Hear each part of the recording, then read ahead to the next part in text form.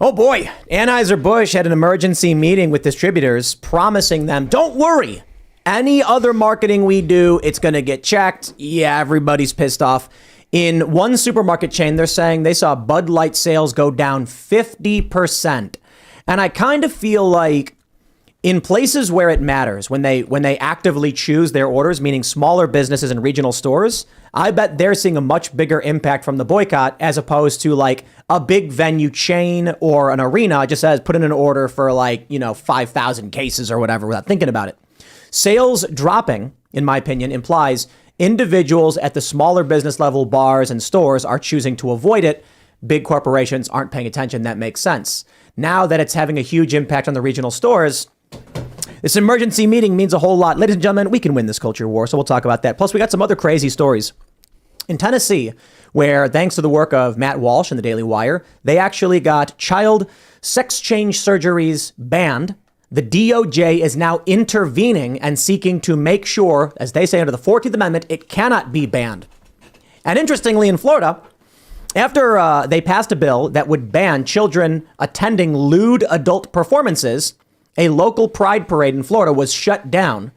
And now you've got a bunch of Democrats being like, oh, no, oh, look, they were forced to shut down their pride event. And it's kind of like the context around that is they chose to shut it down because they're no longer allowed to show adult lewd behavior to children.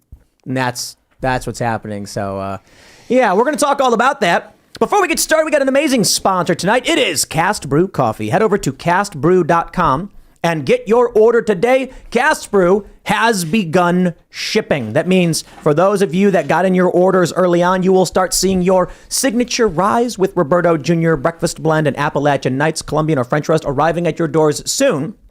And I believe that's it. So it has begun. It has begun shipping. First come, first serve. So those who ordered first, you'll start seeing this come in. We're going to be rolling out, I think, 3 new blends in the next month and a half or so. So for the time being, pick up Cast Brew Coffee. This is our coffee company that we'll be selling at our coffee shop and available online, and it directly supports the show. So we don't have to worry about sponsors or undue pressure from outside forces. So these weirdo activists who want to go to these companies and say, why are you sponsoring the show? Okay, please send an email to Cast Brew letting them know you're mad that they're helping fund our show. And in the meantime, buy some Cast Brew coffee, drink it, it's delicious, and you'll be helping support our work. Also, head over to timcast.com, click that Join Us button to become a member. Join our Discord server with like-minded individuals. And if you sign up at the $25 per month level, or if you're a member for 6 months, you'll get access to, you will be able to call into our uncensored members only show, which you will also get access to Monday through Thursday at 10 p.m. on the front page of timcast.com. So smash that like button, subscribe to this channel, share the show with your friends. Joining us tonight to talk about this and so much more is Lucas of T-Rex Arms. Thanks for having me. Yeah, who are you? What do you do? So 10 years ago, I started a defense manufacturing company that over the years has grown to be an 8-figure company. We've got 80 employees. And over that time, I also became a YouTuber. And I hate to say it, a social media influencer. Oh, an influencer. And, yeah, unfortunately. And I also shoot guns an unhealthy amount. Literally unhealthy. An unhealthy amount. Is it like the lead is getting all over you? And is that what's lead? My hips are jacked up. I can't deadlift without one foot being in front of the other. Oh, wow. Wrist problems. So, yeah, a lot Can of shooting. you switch arms and start working on the left? Unfortunately, not really. Oh. So it's just something I'll deal with for the rest of my life. And that's okay. That's fine. Well, all it's right. Worth it. Well, thanks for hanging out, man. Yeah, we got Phil Labonte hanging out. Hello, everyone. Phil Labonte, lead singer of All That Remains, anti-communist and counter-revolutionary. Hi. Ian's not here. He joined a different show. He's now on Alex Stein's show. Yeah, Ian's a defector and not loyal at all. So I'm here. I'm Hannah Claire Brimlow. I'm a writer for Timcast.com. I'm so glad to be sitting here, unlike some people who are in Texas. Just kidding. And I am here right now. Serge.com. What's up? All right, let's jump into this first story from the Daily Mail. Ladies and gentlemen, Anheuser-Busch executives hold closed-door meeting with beer distributors and told them any marketing will be heavily screened before it goes public. Bosses held a closed-door meeting in D.C. this week where they laid out plans going forward. They say that Benj Steinman, editor of Beer Marketers Insight, said the spending on the brand fell off a cliff last year But Anheuser-Busch execs are promising to rectify the situation. Bud Light sales have fallen dramatically since the Dylan Mulvaney boycott, which I think most of you know. Now, they're reporting this. Bud Light's pours plummet.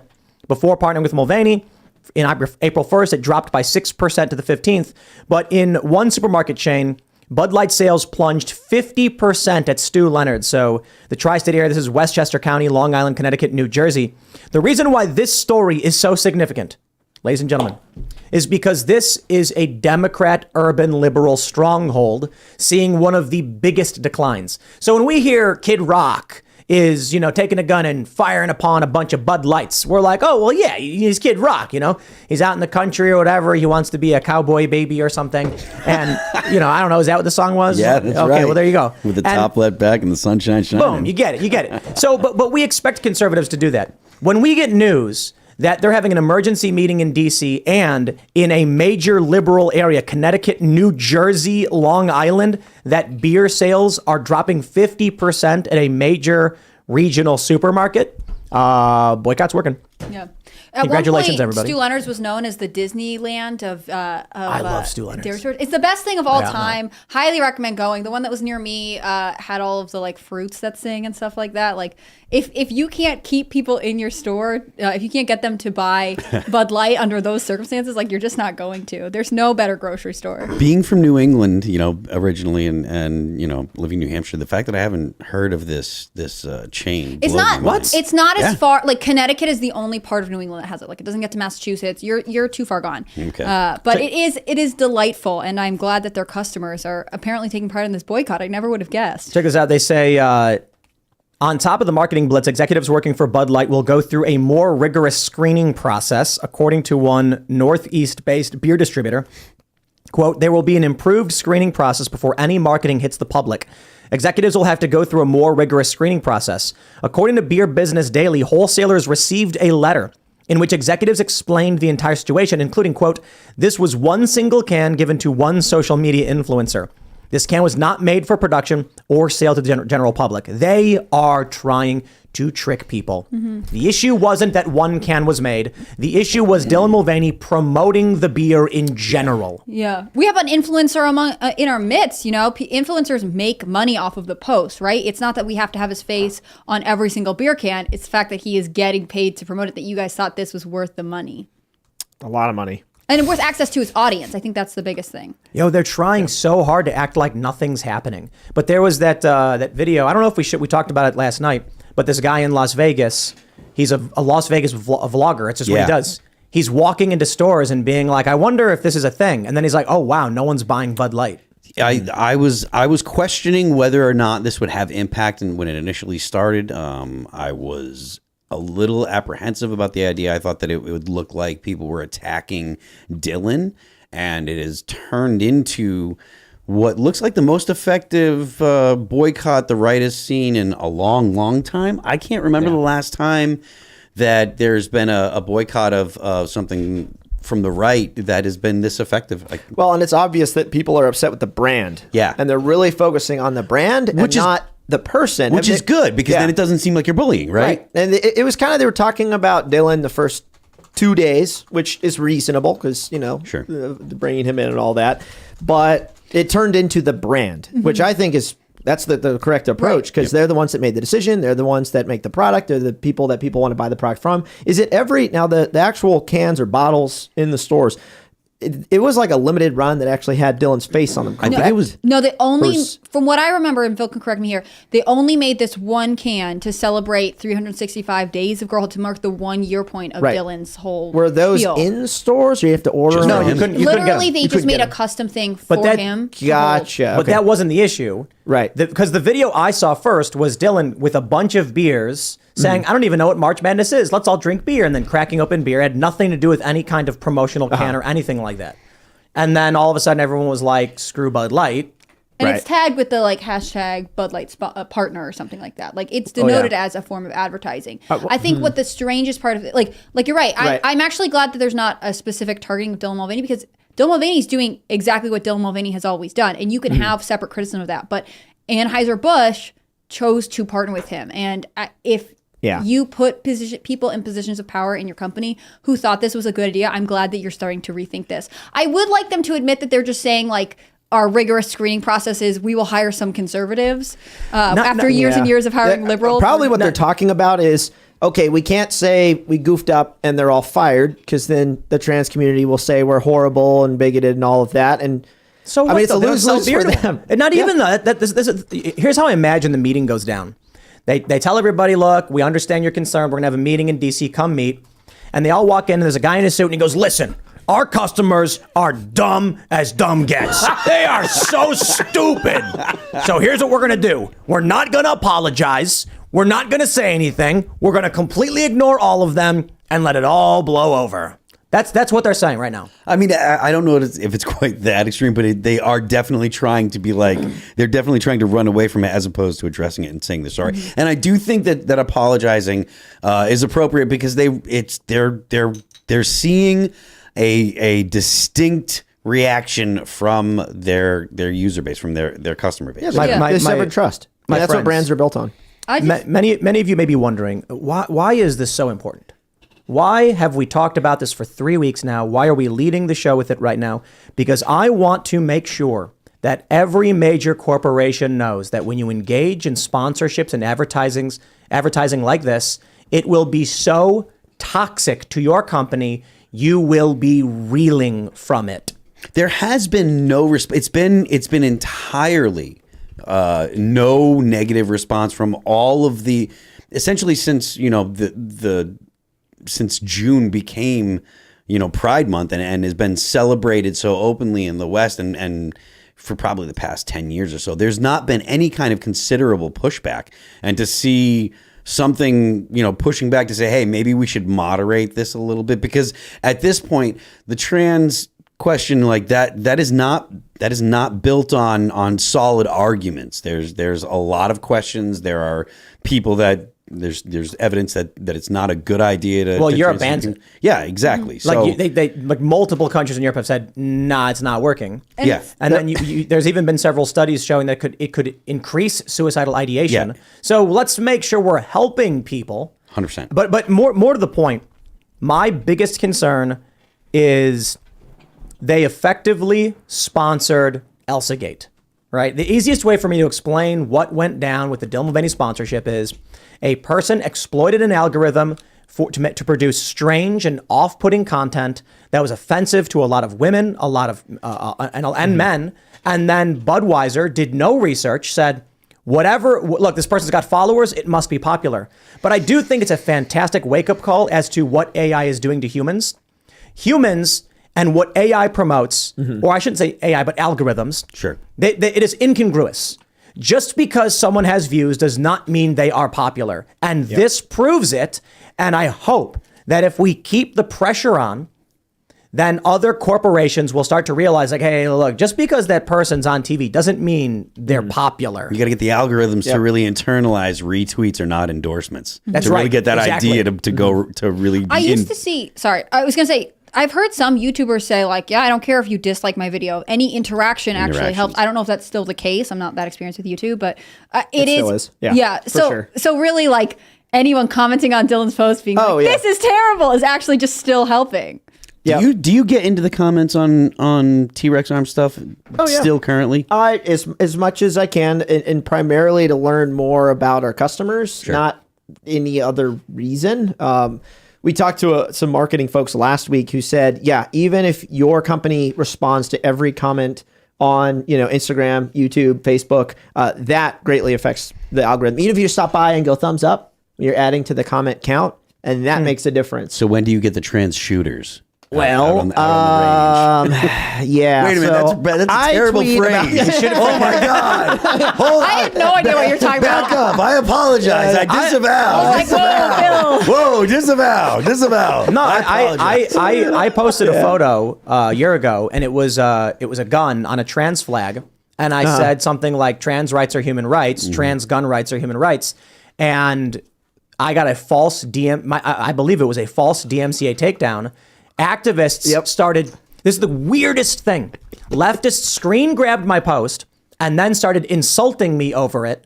And I'm like, it's so weird that I said something they should agree with, and instead they attacked me and then filed a DMCA takedown to get the photo deleted from my Twitter account.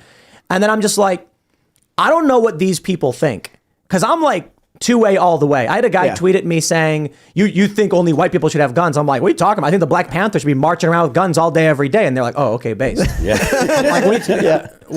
These people live in a wacky alternate dimension of what we here believe. It is interesting, though. I did notice, and I could be wrong, an uptick in obviously when the shooting occurred a couple of weeks ago, there were lots of gun companies, and I also tweeted some things about, calling into question, should gun companies, and this is a big discussion happening right now, do we have to serve and service everyone who wants to own a gun, or can we go, hey, this is what we believe as a company, we're interested in selling to these types of people. Absolutely. We put our core values out there, and usually some people aren't going to agree with those, so they're not going to come and buy from us. And it did look like after the shooting in Tennessee occurred, the trans community was definitely much more interested in talking about guns and gun rights for themselves and getting involved in that whole thing. Because I had all kinds of people just stopping by my Twitter, giving their opinion. And I feel like a year ago, probably when you posted that flag, that was not as much of a discussion. And they were probably more anti-gun. No, they're like, oh no, now we need to be pro-gun. They were pro-gun. Yeah, it was a picture of a trans flag with a gun on it, and then there was people were posting pictures of trans people wearing patches and armbands of the trans flag with guns. Yep. And I'm like, I'm all for it. There's an interesting discussion that's emerged following what happened in Nashville, where they're saying, a bunch of conservatives are like, maybe we shouldn't allow trans people to have guns or something like that. And I'm just like, not interested in that. Not interested in that conversation. If someone poses a clear and present danger, or they're literally on the path to using a weapon, you can stop them. But short of, I guess, due process, maybe they committed a felony and a court has determined through somehow, a legal due process, your rights cannot be infringed upon. Well, and you bring up a good point. Everyone wants to talk about the gun thing. Well, the government has guns. I mean, criminals have guns. Everyone already has guns. The guns shouldn't even be the discussion. You said the same thing twice. What was that? Oh, the criminals and the government. Yeah, exactly. But they all have guns, so that shouldn't be the discussion. If trans people have guns, fine. If the LGBT community wants to have guns, that's fine. They should have guns. Everyone can have guns. Let's talk guns. about other things instead. But gun owners, and I'm just going to say that, are some of the biggest wusses out there. They really are. In 2020, we saw this because for the longest time, gun owners were like, we have guns for the government. And then 2020 happened, and we had the Antifa stuff and the peaceful times, obviously. And then they went, oh, there's other people with guns who aren't our friends. We need to do something about that or have the government step in. And it's like, no. Don't ask for the government to step in. You're having them do what we don't want them to do to us. What you do is you train. Exactly. That's better. what you do. Yeah, just you be better than everyone. Because most people aren't going out there and training. I mean, I'm a guy that's very pro. Get out there and train. Go out there and learn how to shoot your guns. I mean, Lucas knows how to shoot guns. Ask Lucas. When did you guys get interested in guns? Is this something you grew up with? Is there something that happened that made you interested? I played Call of Duty, and that was enough for me. It's the video game gun pipeline. I see. Video games are the gateway. The gateway. They create more gun owners than the NRA ever hopes to. The NRA's dying. But the NRA is like, they're gone. Yeah, I'm gone. not a big fan. But yeah, video games, absolutely. The Call of Duty franchise, which I'm very thankful I got to work on the good one that came out a few years ago. Guys, the NRA is very important. So fun. It's a very important organization. We need to make sure that the NRA. We got to donate a lot of money. We need to make sure that the NRA is out there, so that way they've got something to attack. Didn't the NRA support the NFA? Oh, they've supported. So the NRA has done some good things, like the sunset clause for the weapons assault ban and all that. But for the most part, they are extremely fuddy. The worst thing about the NRA that people won't talk about is their training programs, which are they have a rule. You are not allowed to call a gun a weapon. NRA? It's too dangerous. Well, it is a gun. And real quick, explain fuddy to people who don't know. So fuddy are like people who go, 1911 is better than any pistol out there. Won 2 world wars. My SKS is better than an AR-15. It's still very esoteric. It's very esoteric. So I don't want that plastic stuff on my rifle. It's a reference to Elmer Fudd. Yep. Yeah. Yep. It's old times, more or less. These people, not getting with the times. These people who are like, look, I'm a gun owner and I think we should have gun control. And it's like, I don't believe generally that. We don't need 30 rounds for hunting, so let's ban 30 round high capacity magazines to go to 10 rounds. Do you see deer running around Kevlar? What do you need that for? Exactly. Yeah. That's exactly it. But yeah, the NRA, the worst thing is not their political stuff. It's the firearms training. It's the culture that they're perpetuating to even hunters education. Don't store ammunition with a gun.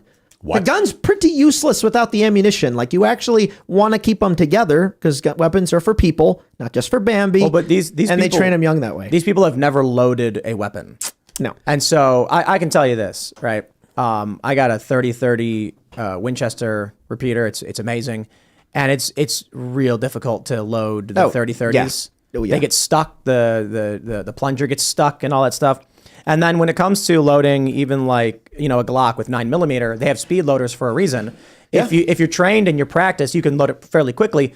But I just think anybody who has a gun understands that if you hear a glass shatter and then someone yell, "All right, boys, let's go," you're gonna be like, "Uh-oh," and then you're gonna open the box and you're gonna be like, "Just give me a second, let me push these in and load this." No, it has to when you are being prepared for self-defense, you need to have your weapon prepared and safely secured in a way, that you can access it and that it's responsible. But what's the point? Someone told me this when I was asking, like, around the first time I was getting a weapon, what's proper like storage and safety protocol? And I'm going to keep it relatively vague for the show, but they just basically said, what's the point of having a weapon if you can't readily access it to defend yourself from an intruder? So just consider that. Yep. And then have a serious conversation with yourself. What is a gun for? Yeah. They are for Homo sapiens. They were designed ever since gunpowder was, developed, and then it was used for fireworks to disrupt cavalry charges. After that, it was always weaponized for human beings. It wasn't just made for hunting.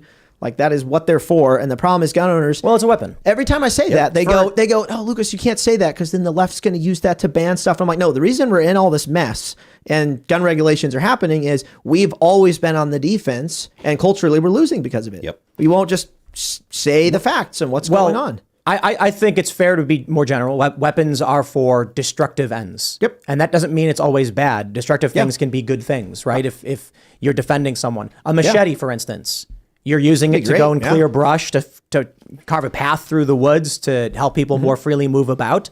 But it's also can be used as a weapon. Yeah. And famously, Alfred Nobel made dynamite, TNT. I don't know if it's the same thing, but TNT, I guess, because he wanted to help people mine. And then they called him the Merchant of Death. And he was, and they the story, like they accidentally published his obituary. And then he was like, "Is that what they think of me?" He's like, "Holy crap, that must be brutal." That he read his obituary before he passed. Yeah, and then he made the piece, the Nobel Prizes. He was like, I better be known for something much better than this. I didn't know that. Yeah, but it was weaponized. Yeah, Maybe more people should have to do that then. Read their own obituaries and reconcile their life. Let's go back to the first question with all of this. We were talking about mental illness, weapon ownership, and stuff like that. And for the longest time, we were talking about red flag laws. And everybody on the right and all the 2A people were like, absolutely not. You cannot red flag people. And then the Nashville shooting happened. And all of a sudden, conservatives were like, we should not let these people have guns. And I'm just sitting here like, y'all are wrong. Yeah. Well, so the mental, that whole thing's interesting because the issue that I have with that whole conversation is by what standard and who gets to define if someone is mentally unwell. Because if I go to the right, doctor, clinician, or whatever, and I say, I really like guns for these reasons. This is what I actually think about the government. This is what I think about balkanization of our country, XYZ. They could say, you're a little unwell for thinking these things. You want to homeschool your kids. You're married. You're not running around doing all this other stuff. You're unwell. You can't own guns. Right. Now, I'm not saying that would happen today, but in 10 years, exactly. I mean, who gets to standardize who is mentally well? And so that's a pretty slippery slope. This is why when a couple of years ago we were talking about felons and firearms, and I said, as soon as you get out of jail, you get your right to keep and bear arms. Yep. I agree. And what people responded with was several people, conservatives, were like, no, because you went through a process. You got your due process, and through due process, your rights were deprived. That is constitutional, meaning you have a right to life, liberty, and the pursuit of happiness, but if you break the law, we can deprive you of those rights through due process, meaning you went to a judge, there was a hearing, you were found guilty. The same thing is true of your guns. And my response then is just like, so what is a life sentence then? Yeah. Yeah, it's either you die or I guess you're in jail your whole life. Yeah, that's you don't get your gun back. You don't get your gun back ever. And so my issue still is now due process isn't necessarily a perfect standard. Right. Because we are at the point of polarization in this country where, like you said, you will say something like, I think everybody should have guns. I'm like, well, you're clearly insane. So you can't have one. I think machine guns should be legal. Okay. I also wonder how the mental health screenings work because we have this shooter in Louisville whose parents were like, no, he was having some sort of crisis. We were aware of it. But he was able to get a gun theoretically, wouldn't this have triggered some? I feel like some people can. I just don't understand the practical applications of some of these things. And the problem is the government and people want to play Minority Report. They want to stop the crime before it happens. You can't do that. It doesn't actually work. Oh, but it's coming. I know. The AI, Chat GP7, whatever, is going to probably do it. But it's not practical and it's not going to work. And it's only going to cause, and we've seen this up north where red flag laws have gotten innocent people killed, where they show up to the doorstep, the guy comes out, there's an altercation. He's like, why are you guys here? I haven't committed any crimes yet. Ends up getting shot. There have been at least 2 of those that have happened. It's going to do more harm than good. And besides that, according to all these shootings that have happened, at least in the last 5 years, supposedly the FBI already knew about the person. Yeah, they constantly were already watching him. So it's like, well, it obviously doesn't work already. I mean, you guys have been trying to do this kind of. I don't think the FBI tries to prevent crimes, right? They're just aware stuff is going on. They're like, maybe we'll help you do that crime. Yeah. It's a slippery slope, and it's not something that I think conservatives and people in general need to get away from and just go, when a crime happens, we have people there who can shoot back, and that's how we resolve it. Because we call the cops to resolve it while it's happening. Yep. So why not address it sooner when the incident actually occurs? And if we saw that happen more often, a lot of these shootings would go down. If people realize, hey, if we posted photos of the corpse of the shooter afterwards, kind of like what happened in Tennessee, a lot less of this shooter culture would be happening. I mean, I don't know. I guess my concern is there are a lot of people with no purpose anymore and no community and no path towards notability. Right. And maybe notability is the wrong word, but people want recognition. Feeling value. Yep. And so they decide one way they'll make people remember their names so that they matter is being evil. Yeah. Because if they can't be a famous superhero, they'll just be the villain. That's the easiest path. But we do have this story. Here's a story from the Post Millennial. Breaking: Nashville trans shooters manifesto to be released by authorities. Metro Nashville Police Department Public Information Office told Fox 17 on Thursday the investigation has advanced to the point that writings from the Covenant shooter are now being reviewed for public release. That process is underway and will take a little time. So I think we're going to get it soon. And what we already know is that it does relate to politics. And what we've heard from various news sources, and even we've had some people reach out saying that they were either in the know or something. So it's all unconfirmed. There have been other shows saying they have inside sources that suggest this individual was anti-Trump, was angry over the conservative politics and the banning on transgender surgery, child sex change surgery and things like that. And they were trying to, maximize that carnage. So I think it'll be interesting to see. And I'm curious how it manifests in the public, because when this happened, within days, the Democrats turned it into a fundraiser for themselves. It is. I look at the aftermath of the way that the Democratic Party and the politicians surrounding the situation have behaved. It is atrocious, and I thought that I was not. I thought that I'd gotten to a point where I couldn't be shocked anymore. But I'm really surprised at how the narrative has really been like, oh, it's about trans people. It's like a trans person actually killed and targeted Christians. Children, yeah. And you have managed to make the trans people the victims. That is absolutely astounding to me. Well, above all else, you cannot be bigoted, and you should know better. I think the important distinction with this individual, because I'll bring it back to gun rights, is people saw this shooter was trans, therefore they were talking about banning guns for trans people. And I'm like, no, this was a leftist gender ideologue. Yeah. That's a big difference. I think it's important that we have a distinction between someone who happens to be transgender and someone who is in a cult of a varying ideology. Yeah. Because there are people who are trans who are nowhere near that ideology, and we're friends. And it's just like, I don't want that. I don't want my friend's rights curtailed because this person's a leftist wacko. The leftism is the problem. Or my favorite way to put it is when Tucker Carlson was accused of being racist. He was like, what? White liberal women are the problem. That's who I'm complaining about. He's like, I don't have a problem with black people. So I'm like, exactly. It's the ideology. Right. It's the cult. Yeah. Outside people's of that, worldview. That's what it comes down to. And so even then, even with the worldview, people have a right to keep and bear arms. Leftists have a right to keep and bear arms. And I'm not going to, but I will say, we're getting to the point where it's not going to matter whether you want them to or not if it's active conflict. If you have people who are of leftist ideology, like that dude at the ICE facility, and I think it was in Tacoma, who firebombed and started shooting at it, or the guy who killed Aaron Danielson, at a certain point, it's like, okay, we need to stop violent political extremists. Yep. And what do? So it reminds me of that Karl Popper meme the left likes to share.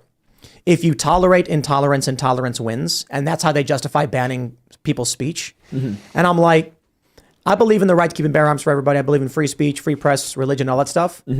But then when war happens, all of this stuff is meaningless, you know? Yeah. Well, then things are different because then you've got supply lines, who's selling guns to who. And so whichever side's over here will have their own infrastructure or lack thereof, depending on their funding mechanism. And then the people over here will have their thing. And then it's very clear. Right now, there's not really battle lines. There kind of are. And there's gun stores where these people walk in and they're like, do I sell this person or not? And they have the freedom to deny sales. Yeah. The ATF actually likes it when gun stores don't sell to people that might be a threat, but who are those people? This is actually a good idea for like a video we could do. Have someone dress up as Antifa, like wearing Antifa clothes, and go into a gun shop and see what they say. Yeah, and you'd be like, "Hey, I want to buy guns." I'll do it. I want a. But they might be like, "Okay, Phil." Fair enough. I love all that remains. Actually, you know, Right. the Green Monster gun shop in Martinsburg, I've been recognized twice there. Exactly. You're like walking in and they're going, "Hi, I'm Antifa." Like, no, you're not, Phil. We watched the show. Get out of we here. know what your plan Get is. out of here, Labonte.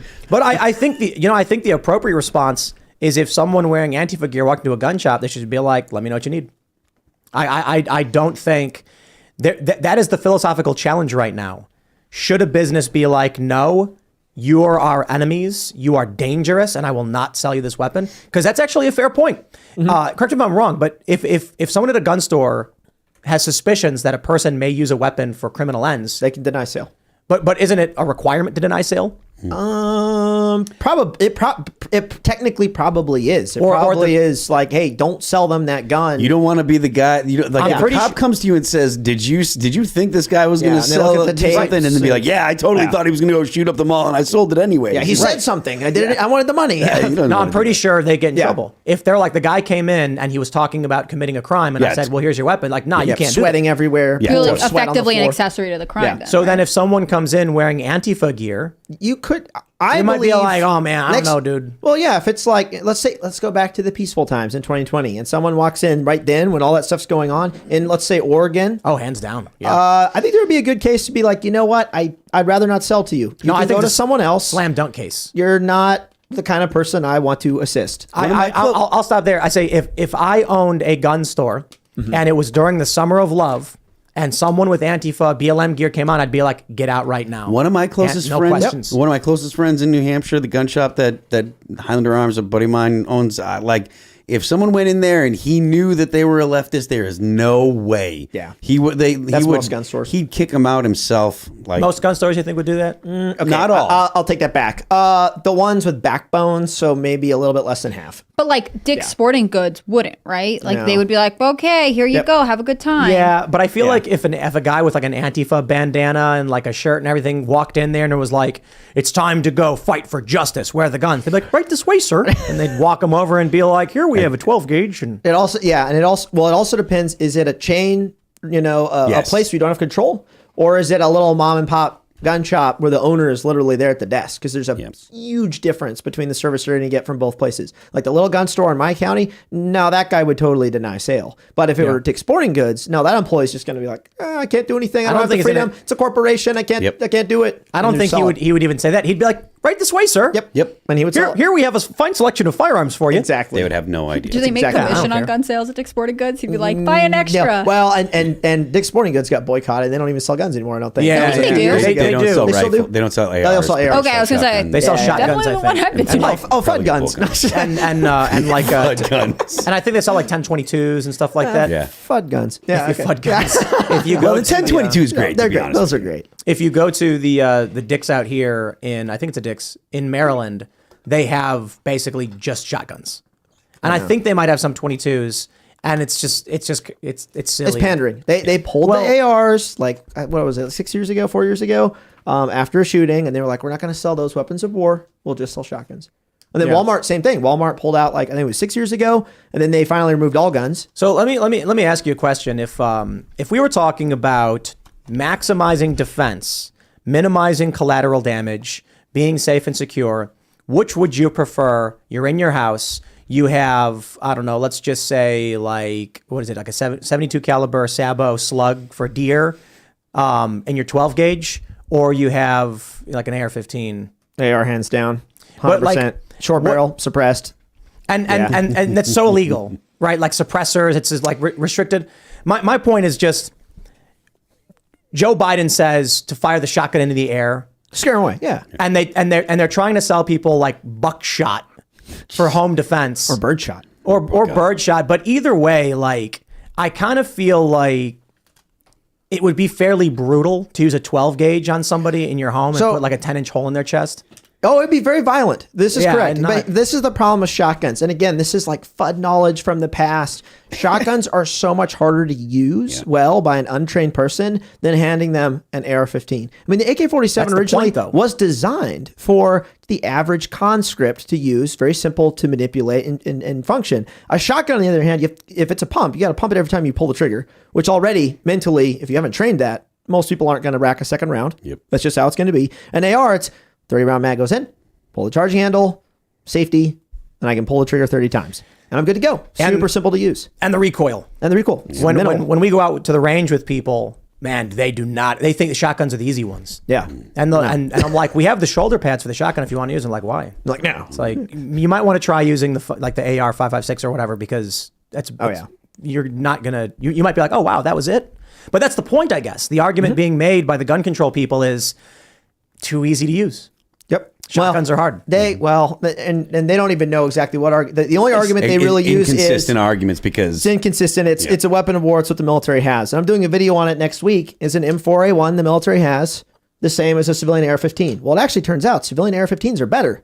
M4A1s the military has, a lot of them are shot out and they're crap. AR-15s I can buy right now for $1,000 are better than what the military has. Yeah. And the left does not like that. I've got a KSG 25. Oh, yeah. You're familiar? Yeah. Yeah. So for those that aren't, it can hold 25 shotgun shells, and we're at the range, and it's loaded with buckshot, and the wave of devastation is bonkers. Oh yeah. Here's the crazy thing: that's legal in Maryland, but an M1A is illegal. Yep. That is so funny. An M1A is an assault weapon. Yep. And I'm like, that's kind of weird, because for those that don't understand, if you've got 25 shells, you've got 25 shells buckshot. I'm watching this thing just melt the target, the wood flying everywhere. It's being ripped apart like a chainsaw is gutting it from every direction. It's kind of it was kind of cool, but it was like also I think it's 225 lead balls if you're shooting like 9-shot or something. Well placed and it's just boom, boom, like well-placed shotgun shells will remove parts of bodies. Like, you will literally take an arm off if you are slugs. Yeah, if you're skilled with a shotgun, it will remove body parts, remove large chunks of very flesh. politically incorrect. Very politically. But that's a crazy thing to me, that's the argument they always go to, is get a shotgun, and I'm like, there's exotic rounds, there's weird stuff. There's dragon's breath. Yeah, like a fireball. Set him on fire. Can you imagine a CCTV like video and you just dragon's breath at a person? For those, what is it? It's magnesium, right? I think. So, just blast. Dragon's breath is like a shell loaded with magnesium, so it sprays flaming metal at you. I just awesome. And that's the stuff that they're like, that's fine. Yeah, that's the stuff we're not trying to control. but it's because they don't understand it, or exactly. So SBRs, the perfect. This is another perfect thing. So SBRs, short-barreled rifles, are technically illegal unless you pay this little tax stamp to the government, which is weird. It takes like a year to get. Things shouldn't be illegal if you can pay a little fine to own. That feels doesn't like a make bribe. Sense. You know, it's exactly a bribe. I can own machine guns because I paid $2,500 to the ATF, and other people can't. It's the most preposterous thing ever.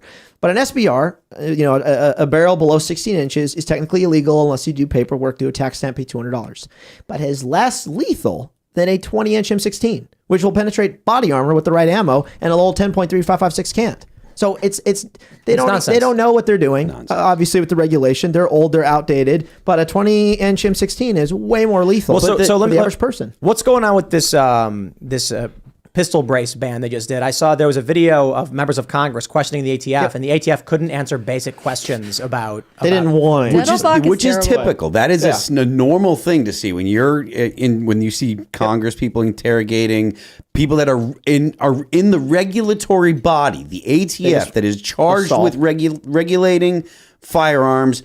and they know nothing. They're Someone week. asked him, he's like, you don't know the difference between 5.56 and 300 blackout? Probably and this is like the ATF director. Yeah, or the something? director of ATF did this thing, and they were like, define in 15 seconds for me an assault weapon. And he was like, well, I'm not a gun expert, so I can't. And one of my favorite tweets that came afterwards, I think it was a guy named George Costas. He said, he doesn't know anything about firearms. I'm glad he admitted that. Does he know a lot about alcohol and tobacco?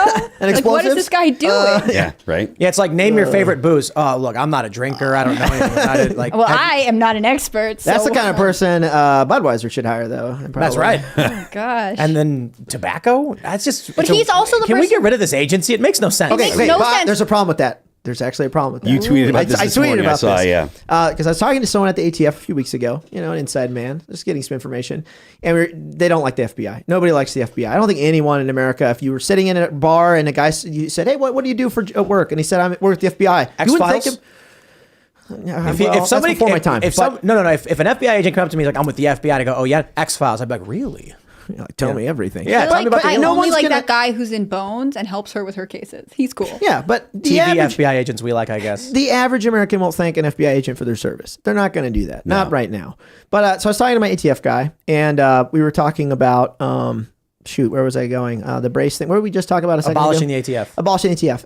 And so I asked him about that, and he said, well, the problem with the ATF going away is the FBI would take over.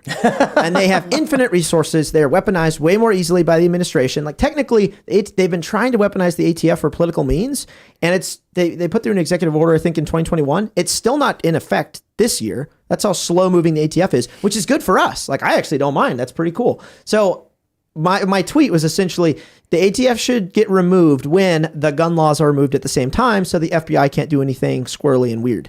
And as long as it's not really that tall of an order to get rid of federal gun laws, because the federal government doesn't have extensive gun laws thanks to the Second Amendment. There's really limits placed on what the feds can actually But do. here's the most important question. The ATF has just imposed a rule without Congress, making it illegal to own an item attached to a weapon that will make hundreds of thousands of people criminals. Millions and millions. I can't remember what the number was. It was like three. We I don't know, many. I had to have them because I think I have a handful of pistols with braces. They were all removed and separated and stored somewhere far away. I just got bump stocks and everything, man. No. But with that, Are you still allowed to have them so long as they're not attached? no, the whole bump stock thing's okay. So this is the they problem. lost that. They lost it. Right, but no one knows. Like, it's in limbo, Right. and like, will the company start selling them again? No, probably not, because they're like, well, they'll just ban it in the next a administration. court struck that down. That is correct. And the brace thing, it's going to be the exact same thing. They're going to fight it for 2 years. Yep. The issue is for resellers like Gunbroker, for example, the day that went out or the next day that went out, they pulled all listings of guns with braces off of their website. Let me provide bashes people with some manufacturers. context real quick, just because it may be a little bit esoteric for a lot of people. There are pistols, and there are people who are disabled. In order to fire the pistol, they attach a brace, which goes onto your forearm so you can hold it. However, they can adjust in length, they're retractable, and so some people, and these are bad people, I tell you, horrible. they push that up to their shoulder to my. simulate a stock. Because a brace can simulate a stock, they've now made it illegal, or they've just issued They a made decree. a short-barreled rifle, essentially. They've decreed it. Now that's the biggest problem I have. I've said on the show, I was like, come on, we know people are using braces like stocks. It's like Everyone. right. Everybody knows. Yeah. But and so if first of all, I disagree with all the gun control. But if it went through Congress, I'd roll my eyes, I'd complain about it. But this is 100 times Oh, yeah. worse than A that. rogue This is agency. a rogue agency issuing a rule. We hereby decree that if you have this thing, you're a felon. That's crazy. Yep. And the issue is most people aren't following the news. I mean, they just don't want to. They want to go about their life, work their job, do whatever. They don't know what's going on with every regulation. And then all of a sudden, a dude will get caught up. And it'll be like, well, I didn't know it got changed. I didn't realize y'all were changing laws every 3 years and regulations for a thing that you they didn't change said. the law. Right. Yeah. But they said braces are fine. Like, you can do this thing. They, SB sent this product to them. They said that's fine.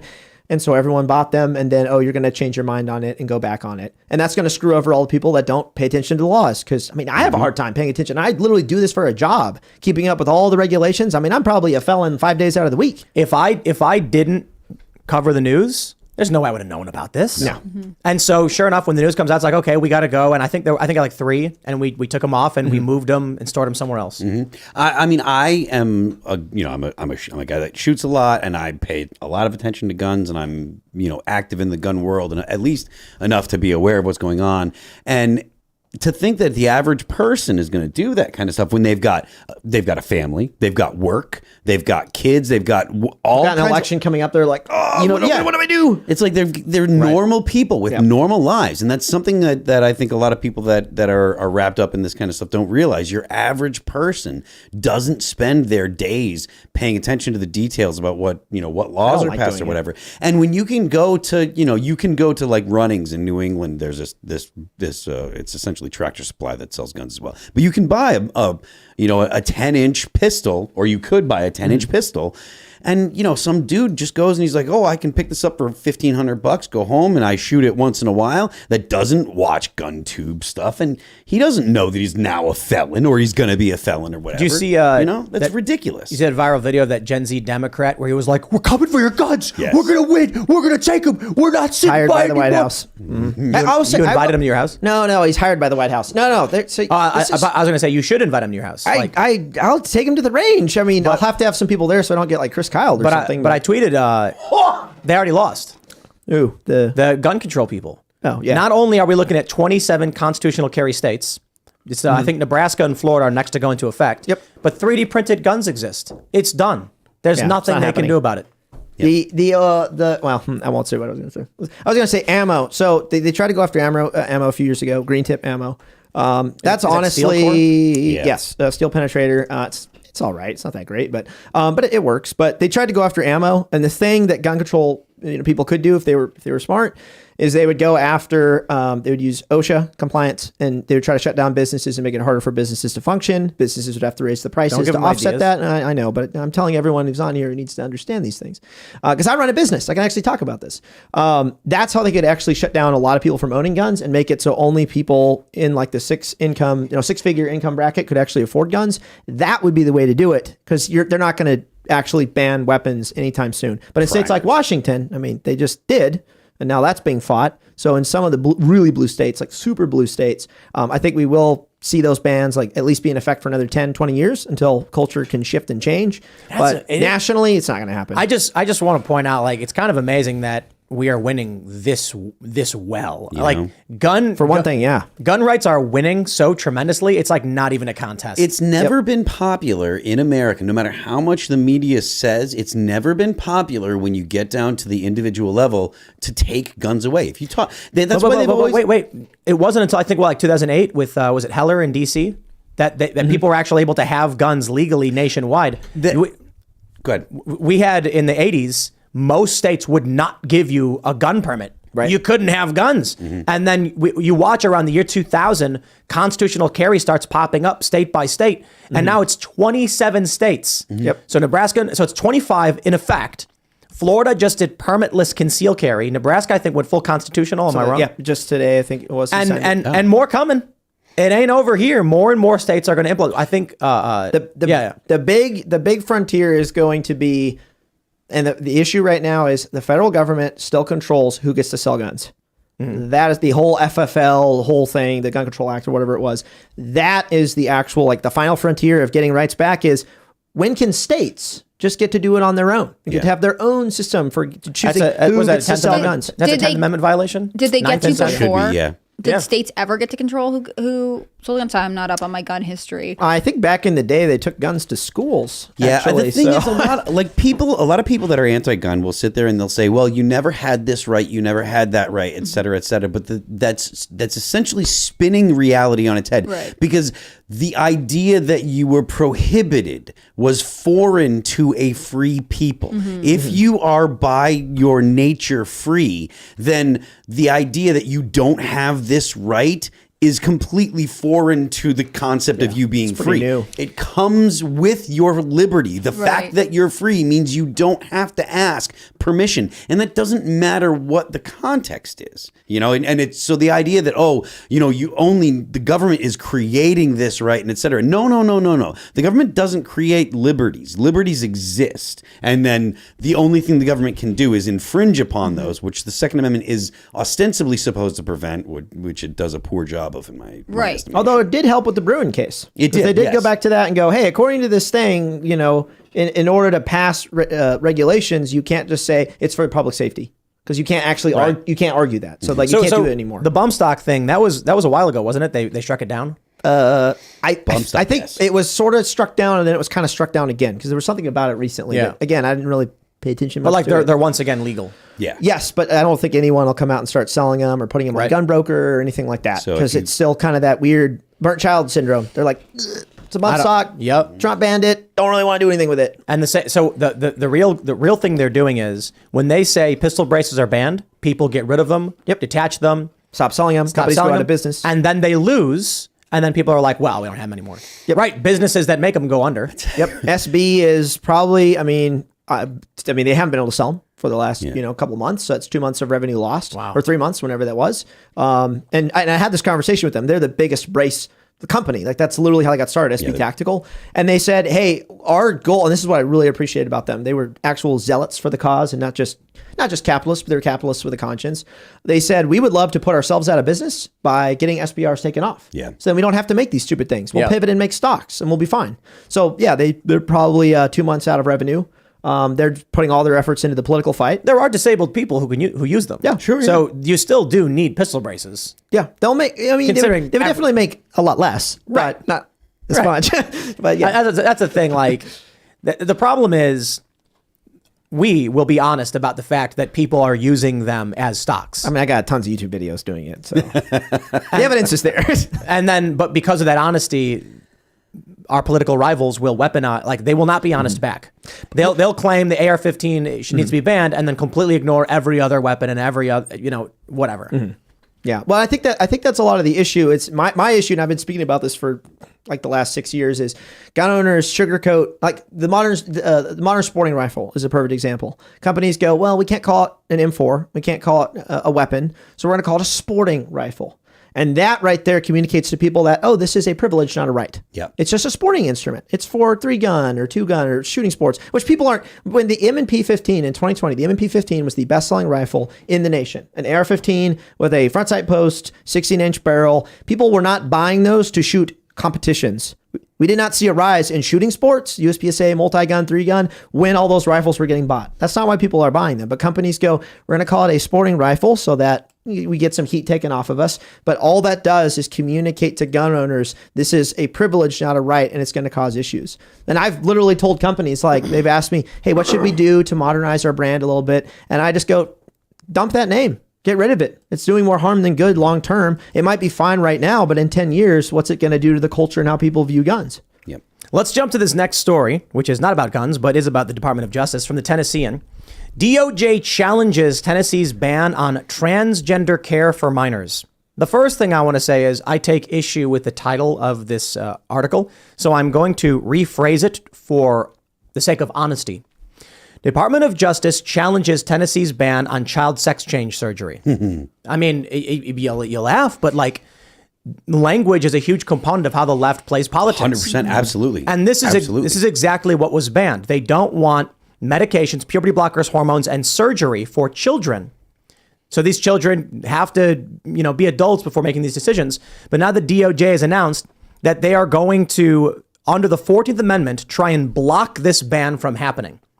They argue SB 1, the bill, makes it unlawful to provide or offer to provide certain types of medical care for transgender minors with diagnosed gender dysphoria.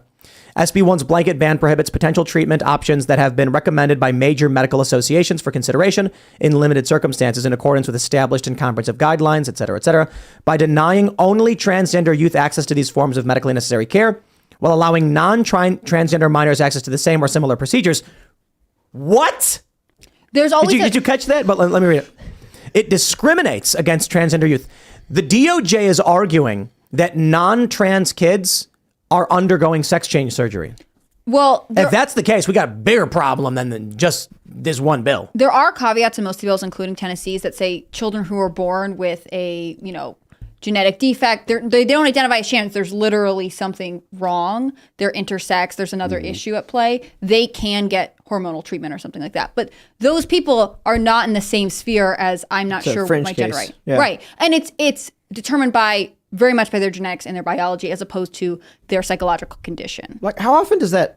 I mean, and I don't know. I haven't studied this. Like, how often does that actually happen? Are we talking like a 0.0001%? Really rare. I mean, it's very uncommon. It makes sense why they're about intersex kids or kids who are born with like XXY. I think it's like 0.0017 or something. But it makes sense to permit them. Vanishingly small. Right. Yeah. But they want to use that to argue, well, we should do it for everyone. And it's like, well, now that we're seeing tens of thousands of kids undergoing procedures of some sort over the past few years, it's getting into like this. I think it's 60 or so thousand. We went over this when Destiny was here.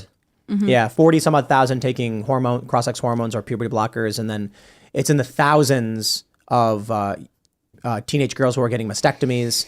Can you imagine if a country, foreign, because Europe, they're banning it. If a foreign country in the future, say in 10 years, and we've got just all this stuff going on, was like, we're going to invade America to free the oppressed and get rid of this stuff that's destroying kids, and a foreign nation wanted to invade us over that. Wouldn't that be fascinating? If I was going to look at history, and you're going to look at an invasion or something, if a foreign invader, let's say it was like, I don't know, European nation. Sure. We'll call it like a water. Call it Germany. They're good at it. No, let's just say there's like a big landmass in Europe, and it's surrounded by water, and then maybe there's like a smaller landmass to the west, and then people from one go to the other, and then say like you can't have kids anymore, and you can't speak your language.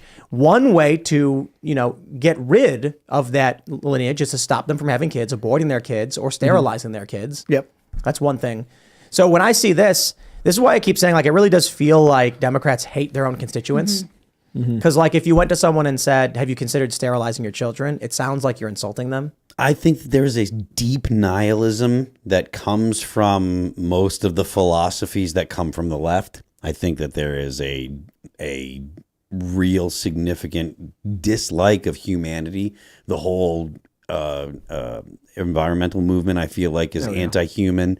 A lot of the left, I feel like, is anti-human. So it when you say stuff like that, it doesn't sound like you're talking about something crazy. It fits right in with my of concept of the way the left thinks. It comes from the same sphere of humanity that produces articles that's like, here are 30 women who talk about why they regret having children, and it's like all selfish reasons. I will point out that the DOJ. Let me tell you how great my abortion was. Yeah, exactly. Like you don't want to be with these people anyways. But I will point out that the DOJ sued Alabama for similar reasons. Alabama has Senate Bill 184, and it's effectively very similar, right? It's restricting the medical procedures that you can offer children who identify as transgender. And they classify it as part of their push to prevent a gender-based discrimination. And I find this to be such a blatant show of activism. They sued Alabama in April of 2022. And you have to wonder, like, who is backing this? Like, I guess, like, I have never really liked the federal government, so it's easy for me to say, like, we should let the states regulate that on their own. But on the left, are you really that interested in authoritarianism where you can have a Justice Department that just actively tries to selectively push its agenda? Like, at what point does that become appealing to someone? When you're growing up, when do you start thinking, like, you know what I really want? A really strong central government that promotes an ideology that destroys children. I don't think that the government is from their perspective, the government is a necessary evil to achieve the ends that they're looking for. And they don't think about the fact that when you empower the government, you never, just continues to amass power. It's not going to give power back. So seems crazy to me. The other part that I find interesting is that the DOJ put out the statement saying, like, this is a terrible thing to do, especially for transgender identifying youth, or they say transgender youth, but who are already at risk of suicide, depression, etc. And then the Tennessee Attorney General, his office put out a statement saying, like, actually, no, this is not a confirmed way to treat children. In fact, having them go through these treatments can increase suicide, anxiety, and depression. And so they're at this crossroads where, we really don't know what to do with this issue. Yeah. And so you can kind of argue the same thing and end up on different ends. Lucas, it's the same screen, two different movies, like Scott Adams says. Lucas, I mean, you're from Tennessee. Is there a significant appetite for this stuff around Nashville? Do you feel like there's a lot of people that are like, or does it seem like this stuff is coming out of nowhere and there's not like a lot of support for it? It does seem like something that comes out of nowhere. I am not a real big conspiracy theorist, but when all this stuff is being talked about, none of this is shocking to me.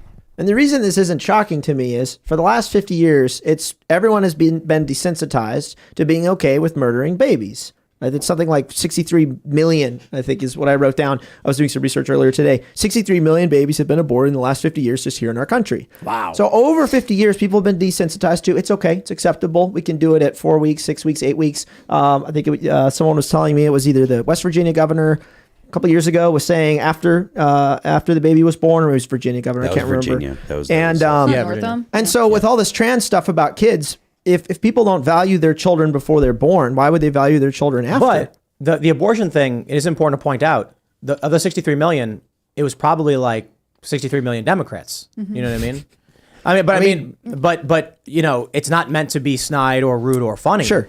To make the point, like, those are the people doing it. That's 63 million votes gone in 20 years for the Democratic Party. Yeah. And that means that the politics around abortion is going to change. Mm-hmm. No questions. I mean, people on the right say, yeah, but they're trying to indoctrinate our kids. And I'm like, yes, but you're aware of that.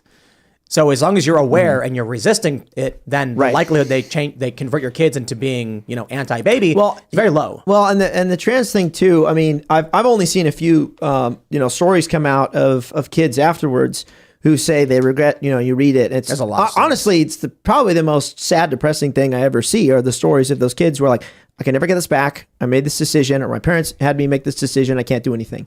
And I feel like, in the next 5 years, those are going to blow up. There's going to be a lot more of those, or the suicide rate's going to go up even more. So at what point are people really going to ask the question, or are they going to squish all those stories and just keep doing it? We've seen it before. I mean, there have been practices that have been banned. Lobotomies are banned. Yep. They would go to people and say, I think the appropriate treatment for your child is for us to remove a portion of their frontal lobe through their nose or something like that. And then they would turn their kids into zombies. Wasn't there like a Kennedy? Yeah, it's Rosemary Kennedy. She's the first daughter. So it was Joe, John, and then Rosemary. And she had, they believe, didn't have enough oxygen when she was born. She always had some sort of brain disorder, and it became progressively worse. And her parents eventually heard, hey, there's this cool new treatment. It might be able to help. And they were desperate. I mean, I think everyone looking back recognizes how wrong they were. But when you don't have the information, I can understand. Hindsight's always 20/20. Right. Yeah. But even then, there was enough. I mean, I think at the time when she had her lobotomy, it was only 100 people had undergone them, which already seems like too many. But again, if you didn't know, and if they're,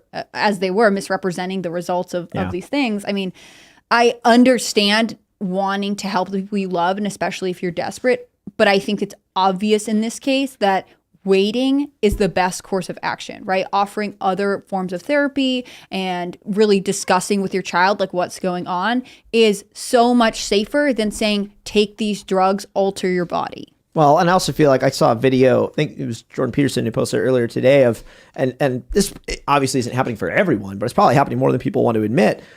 There was this a bunch of TikTok videos of this dad with his trans daughter, and the report was that he was using her for likes and attention. And that right there it has all sorts of problems with it. But I would be curious how many parents are going through with this to keep up with the Joneses. Yeah. It is now the new thing. Oh yeah, my kid's trans too. Yours is too. Hey, I'm doing this, and I mean, the kid's just a pawn. Bill Barr mentions it. We're seeing it in California, but not Ohio. So either there's something happening in the water in California, or they're socializing their kids this way. Well, and during COVID, when students went home, there were all these anecdotal reports about we used to have, 6 trans identifying students, and now it's only one of them. A bunch of them decided when they were home with their families that they didn't actually feel this way, right?